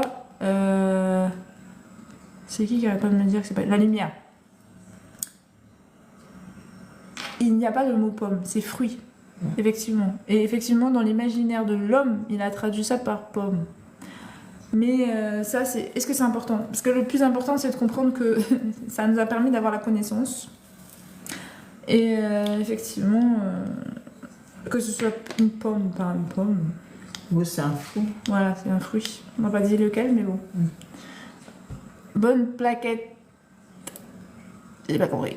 Ah, bonne plaquette. Ah, ok. Bonjour Cosmos. J'avais vu en 2000 le tunnel de l'enfer, le paradis. Je ne suis pas rentrée. Il avait un gardien. Ah, bah écoute. Peut-être que ça veut dire qu'il faut que tu t'éveilles. Il faut que tu apprennes à transposer tes messages, la compréhension de ta dimension des messages que tu reçois.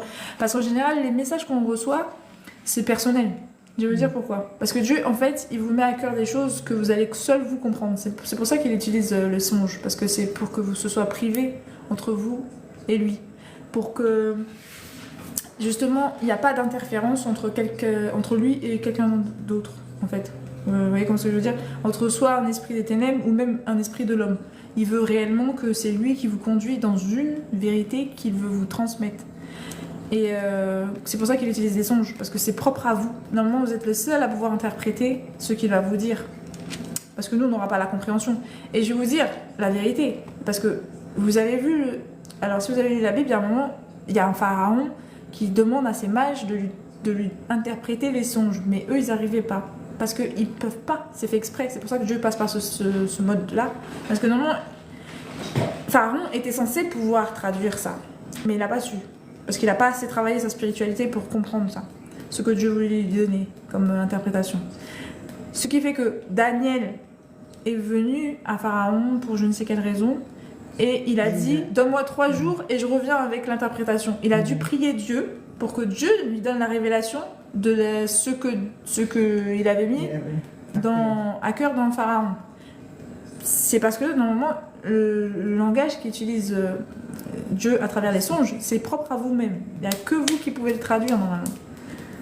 Et si quelqu'un réussit à traduire votre songe, c'est parce que soit il vous a manipulé, il vous a conduit dans n'importe quoi, ou soit parce que il a eu la révélation de Dieu lui-même, parce que Dieu a travaillé avec lui, et lui il a prié Dieu ou quelque chose comme ça. Mais sinon c'est pas possible, normalement c'est que personnel à toi, c'est fait exprès. C'est pour ça qu'il utilise ce canal, pour que tu es le seul à pouvoir le comprendre. Parce que sinon il pourrait passer par un homme. Quand il passe pas par quelqu'un, c'est parce qu'il veut que tu sois le seul à pouvoir l'interpréter. Ça peut être un songe sur ta vie, une révélation sur ta vie, ou sur quelqu'un de ton entourage. Ça peut être ça en fait.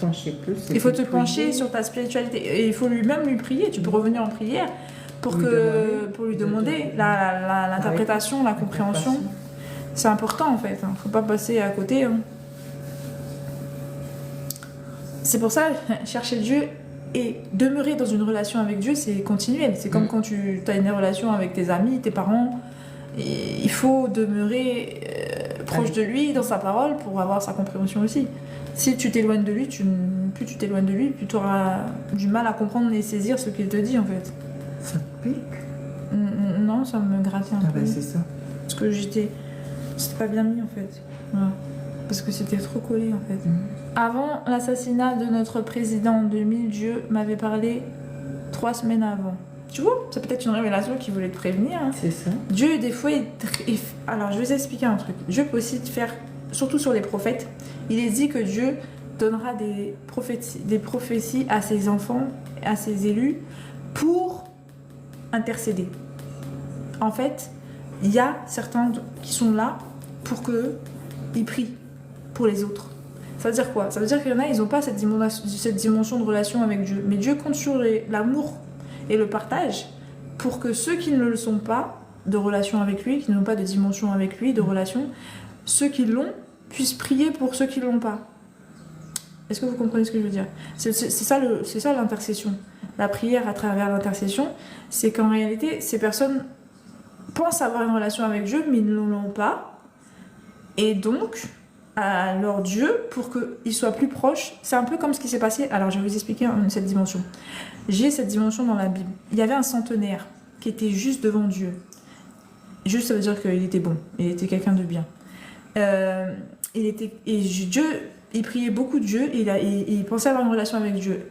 Alors qu'il n'était pas dans la croyance du Christ, parce qu'on est dans la Nouvelle Alliance. Il faut savoir que Jésus, il était mort, les apôtres étaient en train de convertir les gens. Et ce centenaire-là allait bientôt peut-être mourir, et Dieu a eu compassion pour lui, parce qu'il a été fidèle. Malgré qu'il n'était pas en Christ, il était fidèle. Et l'histoire, en fait, dit qu'il a envoyé un apôtre pour le convertir et qu'il ait son Saint-Esprit, pour qu'il ait réellement la dimension de Dieu et la relation avec lui. En fait, Dieu l'a rapproché de lui. Donc il a envoyé quelqu'un qui avait une réelle relation avec lui, qui était déjà imprégné du Saint-Esprit, c'est-à-dire un apôtre qui s'appelle Pierre, je crois. Pierre ou Paul, je ne sais plus. Il l'a envoyé pour convertir ce centenaire au Christ et avoir le Saint-Esprit. Pour avoir la dimension, pour se rapprocher de lui. C'est ça que je veux juste faire comprendre. Avant l'assassinat de notre président en 2000, Dieu m'avait parlé 3 semaines avant. C'est pour ça que Dieu, pour ceux avec qui il a une réelle relation profonde, il demande à ces personnes de prier pour les autres qui n'ont pas réellement cette dimension avec lui. De se rapprocher de lui. Ouais. Effectivement, pour ceux qui ont le Saint-Esprit, ils ont une réelle relation avec Dieu parce que Dieu est en eux. L'esprit, leur esprit font qu'un. Mon esprit et son esprit font qu'un. Et ce qui fait que partout où ils iront, ils amèneront la lumière et que les gens seront plus aptes à chercher. C'est ça. Parce qu'en réalité, tant que tu n'as pas l'esprit de Dieu, tu ne peux pas être en réelle fusion avec lui. Tu fusionnes avec Dieu quand son esprit est en toi, en fait. Avant, je priais beaucoup. Le président du Congo. Dieu m'avait dit, parce que fait souffrir mon peuple, je dois le tuer. Dieu m'avait dit, parce que il fait souffrir mon peuple, je dois le tuer. Non, Dieu dit non. Alors, Dieu ne dit jamais l'inverse de ses commandements. En fait, Dieu n'a une parole. Dieu, il n'a qu'une parole. Il a une alliance, il a un serment. Ses commandements sont sa parole et son serment. Et personne... En fait, si, par contre, quelqu'un te dit l'inverse, de faire l'inverse, c'est que c'est pas de Dieu. Si Dieu te dit, fais l'inverse de mon commandement, c'est que c'est pas lui. Parce que c'est lui le juge. Ah oui, parce que cette affaire de dire que c'est lui qui juge. Tue quelqu'un, c'est pas possible. Parce que déjà, est-ce qu'il a besoin de toi pour tuer quelqu'un? Dieu peut retirer la vie en un claquement. C'est lui qui donne le souffle de vie. Il peut retirer, il n'a pas besoin de quelqu'un pour tuer quelqu'un. Justement, il te dit, c'est à moi la justice. Ah oui. Si vraiment il veut retirer la vie de quelqu'un, il va le retirer lui-même. Il va pas te demander de mettre du sang, de souiller tes mains, du sang de ton frère pour ça. Parce que je vais t'expliquer, le premier des commandements, c'est tu aimeras ton Dieu de tout ton cœur, de toute ton âme, de ton esprit. Mais dans les 10 commandements, c'est tu ne tueras point. Voilà. Donc comment il va te dire de tuer? C'est pas possible. Sachant que Jésus a dit, même si tu es en colère contre ton frère, t'as péché. Oui. C'est pas possible. Il faut pas aller à l'encontre de ça. Si c'est ça, c'est un mauvais esprit qui t'a envoyé une mauvaise information. Il faut faire très attention à ça par contre. Les mauvais esprits, ils se jouent de nous. Ça peut arriver. Et c'est pour ça que moi je me réfère toujours à la parole. C'est pour ça que je reviens toujours à la Bible pour vérifier que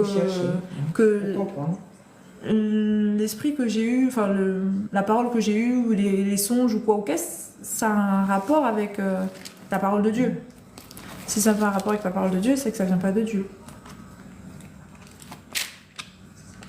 Et après, s'il te demande réellement de faire quelque chose qui est contraire, mais il faut qu'il te donne la compréhension. Et je pense qu'il va te... Mais pour avoir... Mais c'est rare, hein. Je pense pas. Hein, parce que ça n'a pas de sens, en fait. Pour moi, ça n'a pas de sens. Dieu est amour, En tout cas, tuer, là, franchement, c'est ridicule. Non, mais je parlais d'une autre dimension. C'est pas pour tuer, ça, c'est sûr que c'est mort. Ouais. Mais je parlais d'un autre truc, par exemple... je voulais donner un exemple, mais je ne veux pas donner cet exemple en live. Mais j'avais un seul exemple dans ma tête, mais j'avais pas envie de le donner. Après 3 semaines, ils ont parlé dans les infos. Oui. Eh ben tiens. C'est que... Bah ça, c'était juste pour t'expliquer justement que cette personne, elle allait peut-être décéder, mais peut-être même que tu empêches ça. Pas que tu le tues, mais que tu empêches à travers ta prière. Peut-être même que t'aurais prié, juste ça aurait suffi. C'est ça. En fait, t'aurais prié Dieu pour que ça ne se produise pas, que genre que ton président ou que le président ne soit pas assassiné, ou que voilà, ça aurait pu, qu'il aurait pu empêcher ça. Impacté, oui. Mais des fois, ça peut être ça. Mais non, mais que toi tu tues quelqu'un, non. Et qu'il soit mort après, c'était juste peut-être pour te prévenir. Peut-être aussi, c'est juste pour te prévenir que, tiens, si admettons, si toi, t'avais un grief avec quelqu'un, parce que moi, ça m'est déjà arrivé de voir des choses négatives, mais qui viennent de Dieu, mais juste pour me montrer qu'il a fait justice. Voilà. Ça peut être aussi pour te dire, tiens, la justice que tu attendais, elle est là. Voilà. Ça peut être ça aussi. Parce que moi, ça m'est déjà arrivé. Qu'ils me conduisent dans un endroit pour me montrer que justice était faite, tu vois. C'est fait. C'est lui. Parce que c'est moi qui juge. Enfin, pas moi qui juge, mais c'est lui le juge. C'est lui le juge, donc c'est lui qui juge, donc lui il t'amène à te montrer que la justice a été faite. Parce que c'est un Dieu bon et c'est un Dieu de vérité. Un Dieu d'amour pour te montrer que tu peux être en paix. Normalement, tu devrais déjà l'être, hein, parce que tu dois pardonner. Même si on t'a fait du mal, tu dois pardonner. Mais c'est juste pour te dire, voilà, moi je suis un Dieu, j'ai qu'une parole, j'ai qu'une. Voilà, quand je dis que je vais faire justice, je fais justice. Et moi j'ai déjà vu qu'il a agi dans ma vie en termes de justice, parce qu'il m'avait promis quelque chose qui durait depuis longtemps, dans lequel j'étais bloquée, et qu'après il a débloqué, et qu'il m'a montré qu'il a fait, tout simplement. C'est ça la relation quand même. En plus, c'est vraiment la relation que tu développes. Dieu est bon, Dieu est doux, Dieu est amour, Dieu est... Avec Dieu, c'est vraiment comme un père. Hein. Vraiment, c'est vraiment l'amour, l'autorité. Oui, voilà. L'autorité, c'est la justice, c'est tout ça. J'avais dit à mon ami, après 3 semaines, mon ami l'a appelé pour me Claude a assassiné le président. Ah, j'avais dit à mon ami, après 3 semaines, mon ami l'a appelé pour me Claude. On a assassiné le président. Ah d'accord. En fait, tu l'avais raconté à ton ami et après 3 semaines, on t'a dit qu'il a effectivement été assassiné. Ok. Bah écoute, c'est ce que je te dis. Hein. Ça, c'est pas. C'est ça. C'était une vision pour te dire que ça allait être fait, quoi. J'avais dit, mon ami m'a appelé pour un. D'accord, j'ai compris, le président. 3 semaines après, mon ami appelé, je lui avais dit. Bah c'est ça prouve que Dieu te révèle des choses et que tu dois prendre en compte. T'as eu la preuve que tes prophéties se réalisent. Donc en fait que t'as vraiment une dimension que Dieu te parle. Et après savoir pourquoi. Voilà. Faut que tu saches le pourquoi en fait. C'est à toi de trouver et chercher le pourquoi. Impératrice, bonsoir. Tu nous as encore abandonnés, mais je te pardonne. Bonsoir, Elijah, pardon, excuse-moi. Hey, j'ai abandonné qui? Arrêtez ça, s'il vous plaît, pardon. Je suis de retour, je suis là. J'abandonne personne. J'ai fait des vidéos. C'est vous qui m'avez abandonné. En fait, il y a plusieurs dimensions sur mon compte. Il y a les lives et il y a les vidéos. Effectivement, j'ai fait un semi-live là dans la semaine, mais il était minuit quasiment. Ah, c'était trop tard. Mais je vous ai pas abandonné. Mais du coup, tu veux me raconter quoi, Lydia? Plus de multi... Attends. J'ai fait une boulette. Plus de multi, plus de live, plus rien. C'est quoi ça, multi? Et Lydia, c'est quoi multi? Je comprends pas. Mais j'ai fait des vidéos, t'exagères? Des lives, j'ai fait, hein. T'as pas vu, j'ai posté une vidéo qui dit justement que j'ai fait un live à minuit. C'était trop tard parce que je crois pas qu'on peut commencer une conversation à minuit sans finir à 3h, 4h, 5h du matin. C'est un peu chaud. C'est pour ça que j'ai pris 19h30. Comme ça, j'ai dit, vas-y, à 21h30, je quitte. J'ai un service pour Christ. Plus de multi. Mais c'est quoi ça, multi? Non, t'es dur. Je suis dur, il est marrant. Multi, c'est des appels à plusieurs. Ah, ok. Je connaissais pas. Tu vois? Tu m'as appris quelque chose encore. Non, je connaissais pas. Il y a mieux que Jésus, mais jamais. Ah oui, son père, évidemment. Mais comme il forme qu'un, Bah non, du coup ça fait que non. Il y a mieux que je suis Christ et Seigneur. Si tu veux, hein, ZX, hein, c'est ta dimension à toi de comprendre. Je peux pas... Qu'est-ce que tu veux que je réponde à ça?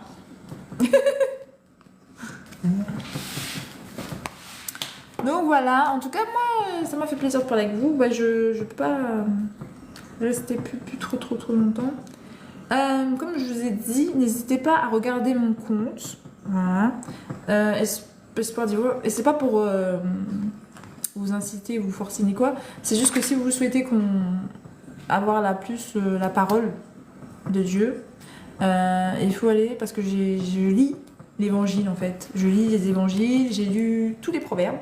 D'ailleurs, j'ai fini les proverbes. J'ai fini la lecture de tous les proverbes. Et les proverbes, c'est un enseignement de discernement et tout. Donc, de sagesse. Donc, je vous conseille de prendre connaissance, si vous voulez, pour savoir comment c'est écrit la Bible et tout. Qu'est-ce que ça peut vous apporter. Exactement. Et si vraiment vous souhaitez en discuter avec moi en live sur ce que vous avez pu entendre et ce que vous avez envie de discuter, on peut. Hein. C'est ça, après, l'objectif, c'est de partager, en fait, nos données, nos compréhensions, nos connaissances, nos relations. Voilà. C'est ça, en fait. Effectivement, j'ai pas trop parlé la parole, mais j'ai donné dans les grandes lignes certains points. Après, c'est à vous d'aller vérifier aussi, si vous voulez. Vous ouvrez votre petit bouquin, la Bible, d'aller rechercher la vérité vous-même. Parce que Dieu a dit, cherchez-moi en esprit et en vérité.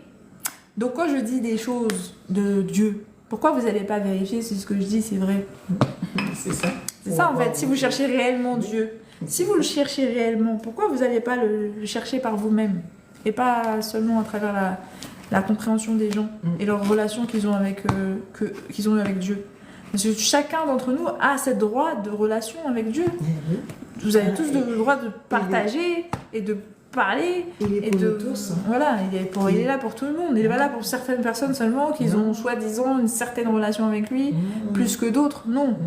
Vous avez tous droit à avoir une relation avec Dieu. Donc, normalement, on devrait avoir tous une histoire à dire. Ah, Dieu, moi, il a fait ça dans ma vie. Ah, Dieu, il a fait ça. Ah, j'ai eu ça, j'ai songe. On devrait tous avoir une dimension. Parce qu'il est là pour nous tous, en fait. Donc, arrêtez de penser que vous pouvez passer par une personne, par un homme, et que vous allez vous rapprocher de Dieu par un homme. Hein. Parce que non. Nous sommes chers. Nous sommes l'esprit comme vous. Mais il est unique.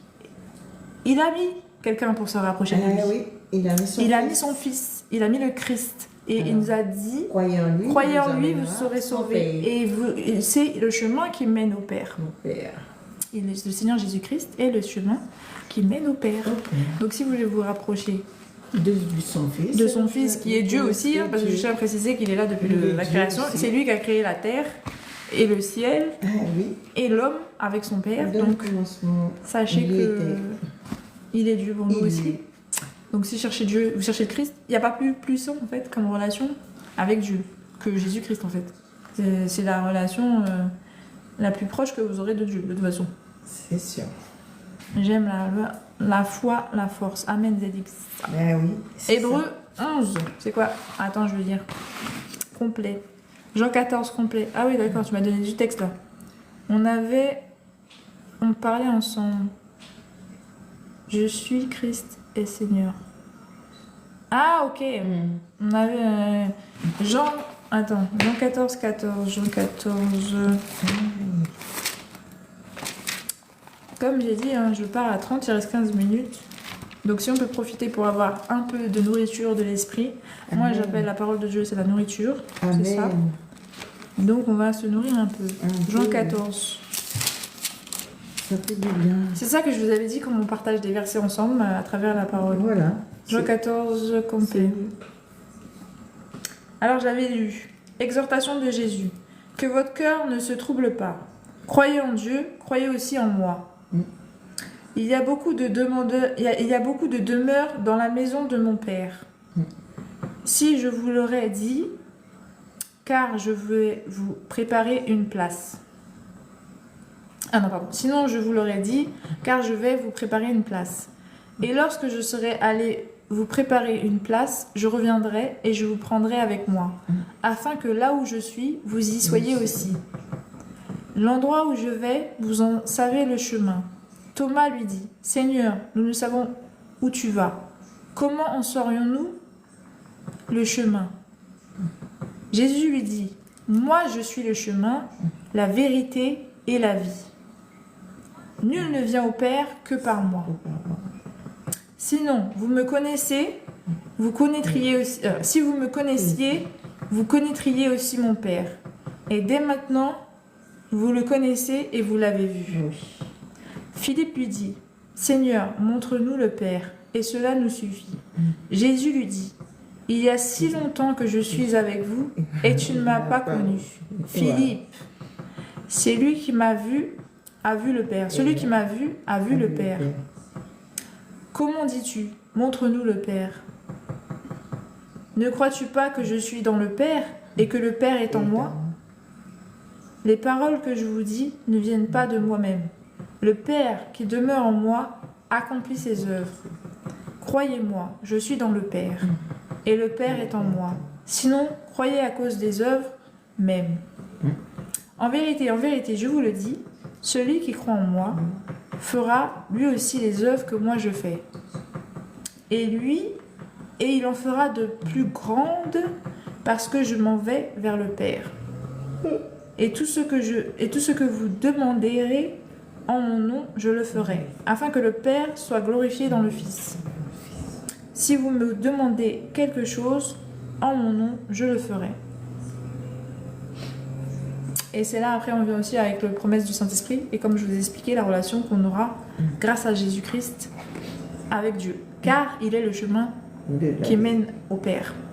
Et le Père, c'est le Saint-Esprit de Dieu qu'on reçoit. C'est ça. Après, on reçoit le Saint-Esprit grâce au Christ. Amen. Hébreux 11 en complet. Attends, je vais lire ça aussi. Et ça, c'est bien. Merci à toi, ZX, pour la parole. C'est de ça que j'agissais quand je disais que ça fait du bien. À travers de rapporter voilà, et de l'échange. Échanger comme ça, on a eu l'interprétation de moi, vos commentaires, voilà. Et maintenant on a la parole qui nourrit, qui atteste, qui dit la vérité. Voilà. Et voilà. Donc c'est cool. Et moi j'aime bien ça. Amen. Amen. Alors je cherche hébreu, c'est pour ça que je parle en même temps et je cherche l'hébreu que... Ne t'en fais pas, je cherche hébreu. C'est juste que j'ai pas trop commencé à ranger. Après je pourrais prendre mon téléphone, ça va peut-être plus vite. Ouais, je vais prendre mon téléphone. Parce que là, pour chercher hébreu... Non, c'est bon, je vais chercher mon téléphone. Alors, hébreu en entier 11.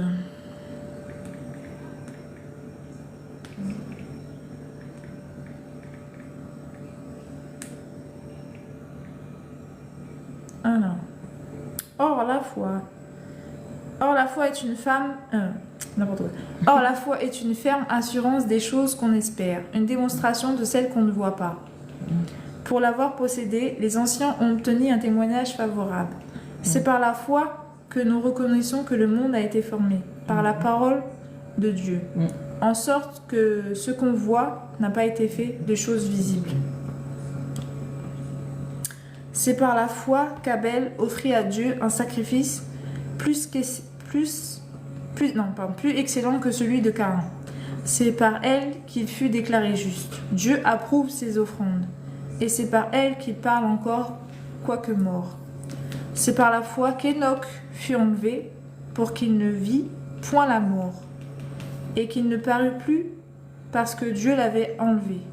Car avant son enlèvement, il avait reçu le témoignage qu'il était agréable à Dieu.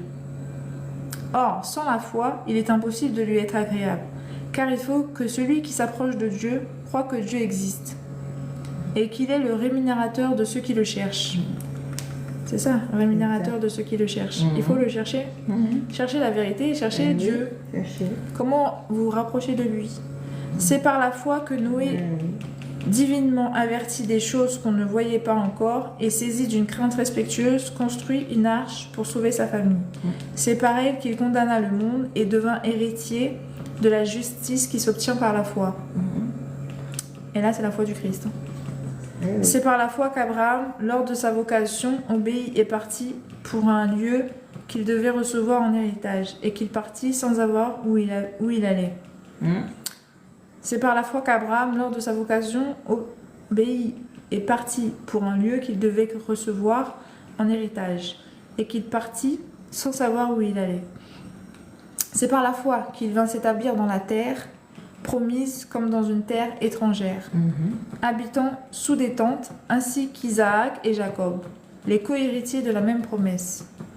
Car ils attendaient la cité qui a de solides fondements, celle dont Dieu est l'architecte et le constructeur.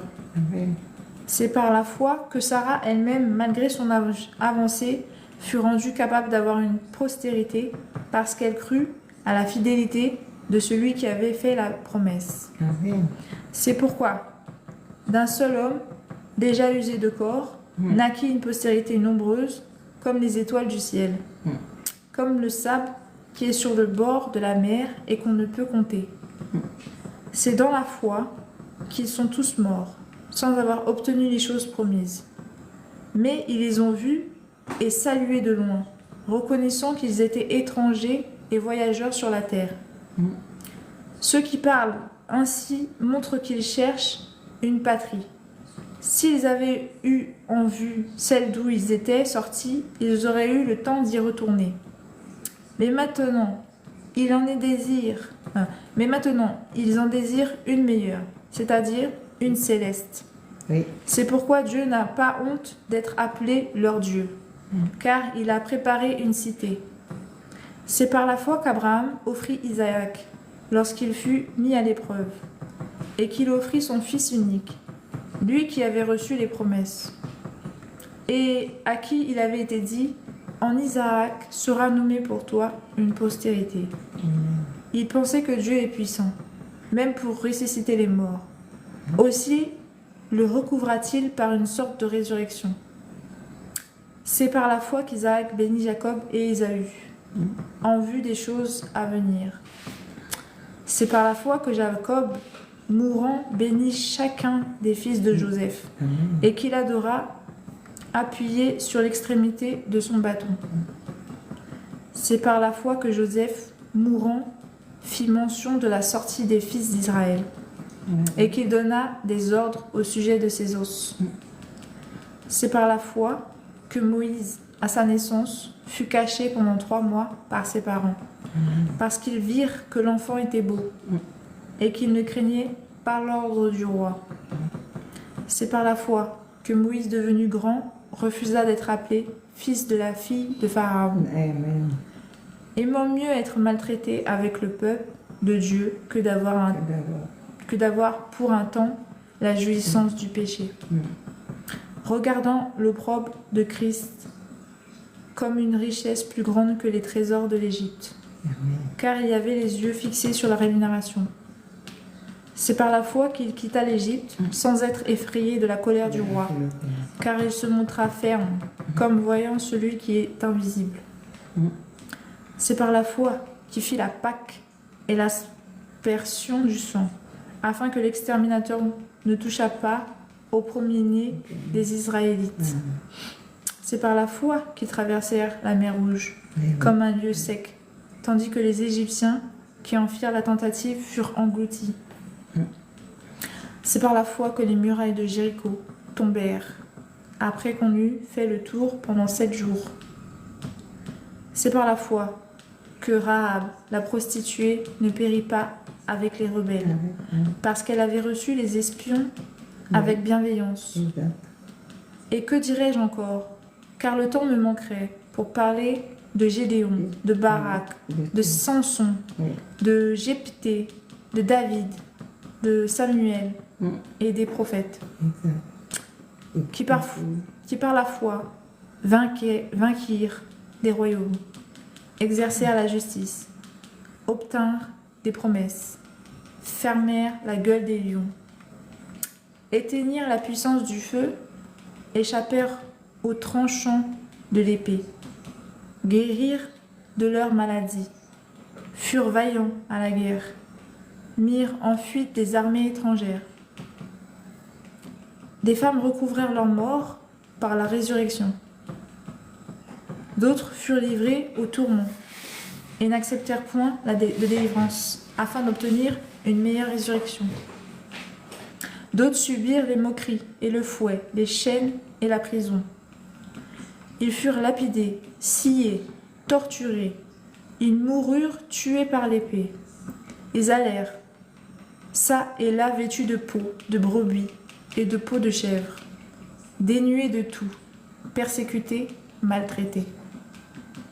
Eux dont le monde n'était pas digne, errant dans les déserts et les montagnes, dans les cavernes et les antres de la terre. Tout cela à la fois desquels il a été rendu témoignage, non pas obtenu ce qui leur était promis. Dieu ayant vu quelque chose de meilleur pour nous, afin qu'ils ne parvinssent pas sans nous à la perfection.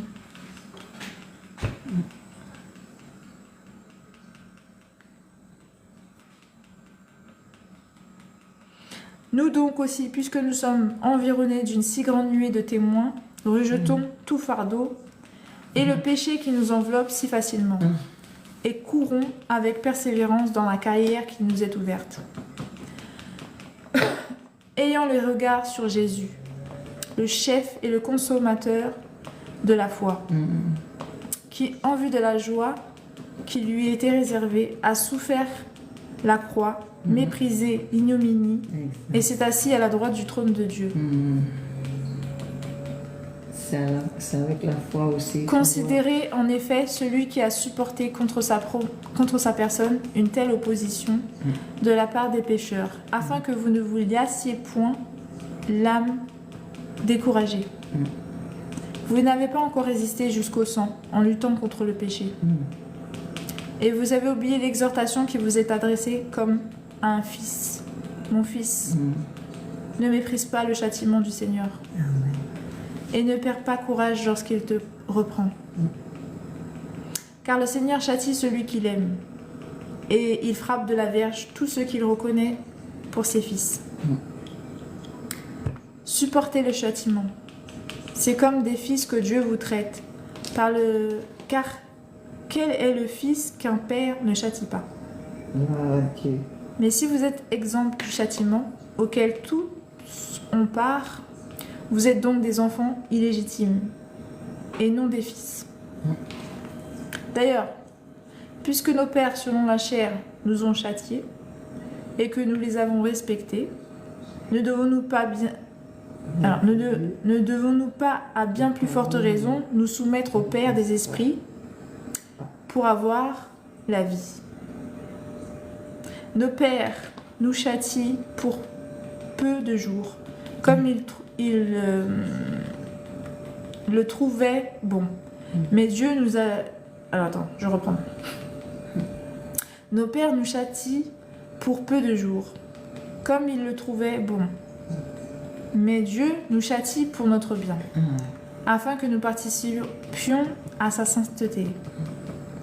Il est vrai que tout châtiment semble d'abord un sujet de tristesse et non de joie, mais il produit plus tard, pour ceux qui ont été ainsi exercés, un fruit paisible de justice. Fortifiez donc vos mains languissantes et vos genoux affaiblis, et suivez avec vos pieds des voies droites, afin que ce qui est boiteux ne dévie pas, mais plutôt se raffermit. Recherchez la paix avec tous et la sanctification, sans laquelle personne ne verra le Seigneur. Veillez à ce que nul ne se prive de la grâce de Dieu, à ce qu'aucune racine d'amertume pousse des rejetons, ne produise du trouble, et que plusieurs n'en soient infectés. À ce qu'il n'y ait ni impudique, ni profane, comme Ésaü, qui pour un mets vendit son droit d'aînesse. Vous savez que plus tard, voulant obtenir la bénédiction, il fut rejeté. Quoiqu'il la sollicita avec larmes, car son repentir ne put avoir aucun effet. Vous ne vous êtes pas approché d'une montagne qu'on pouvait toucher et qui était embrasée par le feu, ni de la nuée, ni des ténèbres, ni de la tempête, ni du retentiment de la trompette, ni du bruit des paroles, tels que ceux qui l'entendirent demandèrent qu'il ne leur en fût adressé aucune de plus. Car ils ne supportaient pas cette déclaration, si même une bête touche la montagne, elle sera lapidée. Et ce spectacle était si terrible que Moïse dit « Je suis épouvanté et tout tremblant. » Mais vous, vous êtes approchés de la montagne de Sion, de la cité du Dieu vivant, la Jérusalem céleste, des myriades qui forment le cœur des anges, de l'assemblée des premiers-nés, inscrits dans les cieux, du juge qui est le Dieu de tout, des esprits des justes parvenus à la perfection, de Jésus qui est le médiateur de la nouvelle alliance, et du sang de l'aspersion qui parle mieux que celui d'Abel. Gardez-vous de refuser d'entendre celui qui parle, car si ceux-là n'ont pas échappé, qui refusèrent, d'autres celui qui publiait les oracles sur la terre, combien moins échapperons-nous si nous nous détournons de celui qui parle du haut des cieux. Lui dont la voix alors ébranla la terre et qui maintenant a fait cette promesse. Une fois encore, j'ébranlerai non seulement la terre, mais aussi le ciel. Ces mots, une fois encore, indiquent le changement des choses ébranlées, comme étant faites pour un temps, afin que les choses inébranlables subsistent. C'est pourquoi, recevant un royaume inébranlable, montrons notre reconnaissance en rendant à Dieu un culte qui lui soit agréable, avec piété et avec crainte, car notre Dieu est aussi un feu dévorant. Amen. Amen. Voilà. Oui, ben on finit sous une belle note, hein, une oui. belle parole de En plus, la parole de l'écriture de la Bible de Dieu. Son fils, non? J'aime la foi, force. Vous êtes évangéliste? Mixtiti, non, je suis pas dans la religion. Je demeure spirituelle, mais en Christ. En Christ et en lui. Que Dieu te bénisse. Merci Zedix. C'est gentil. Que Dieu vous bénisse également abondamment. Celui de Dieu Tout-Puissant. Amen. Amen. Amen, amen. C'est compliqué pour le non-croyant. Amen, exactement. Mais ça va venir. On a encore un peu de temps pour éveiller nos consciences et grandir en esprit et en connaissance de Dieu. Si vous n'arrivez pas... Alors, si vous n'arrivez... j'ai pas compris. Oui. Alors, là où il y a deux personnes qui parlent de Dieu ou qui prient, Dieu s'y trouve. Oui. Dieu n'existe pas. Non, ça c'est ta compréhension de la vie, hein. C'est dommage. C'est vraiment dommage parce que Dieu est bien présent. L'homme a créé, même les scientifiques le disent, mais non, il y a même pas de... Même les scientifiques, ils ont employé le terme qu'on peut pas être athée de nos jours. On peut pas ne pas croire à Dieu. Ah non. Parce que scientifiquement, c'est prouvé qu'il y ait une conscience qui est supérieure à toute chose et à toute chose. Donc, je veux dire, plus que l'être humain, qui est déjà éveillé en termes de conscience, et bien, il y a une conscience supérieure encore plus puissante que celle des hommes, bien évidemment. Heureusement d'ailleurs. Parce que ça, finalement, quand on regarde bien, c'est pas si haut que ça. Non, franchement, si on regarde bien les choses. Eh ben, c'est pas si haut que ça. Sinon, on aurait un monde équilibré qui demeure dans la paix, dans la sagesse, dans l'amour. Parce qu'une grande conscience arrive à faire ça. Voilà. C'est ça. C'est ça ce que Dieu. La lumière que Dieu porte. C'est ça. Cette conscience de dominer en équilibre. Il y en a certains qui le font. Hein. Je dis pas, on est tous. Oui, mais il y a oui. Mais le monde, dans sa majorité, a du mal à subsister dans la lumière, puisque sinon, on n'aurait pas autant de ténèbres qui nous entourent, qui nous environnent. Oui, oui. L'homme a créé Dieu parce que l'objectif c'était de chasser les ténèbres quand même. Si on se mettait tout ensemble. L'homme a créé Dieu parce qu'on était suffisamment fort. Hein, parce que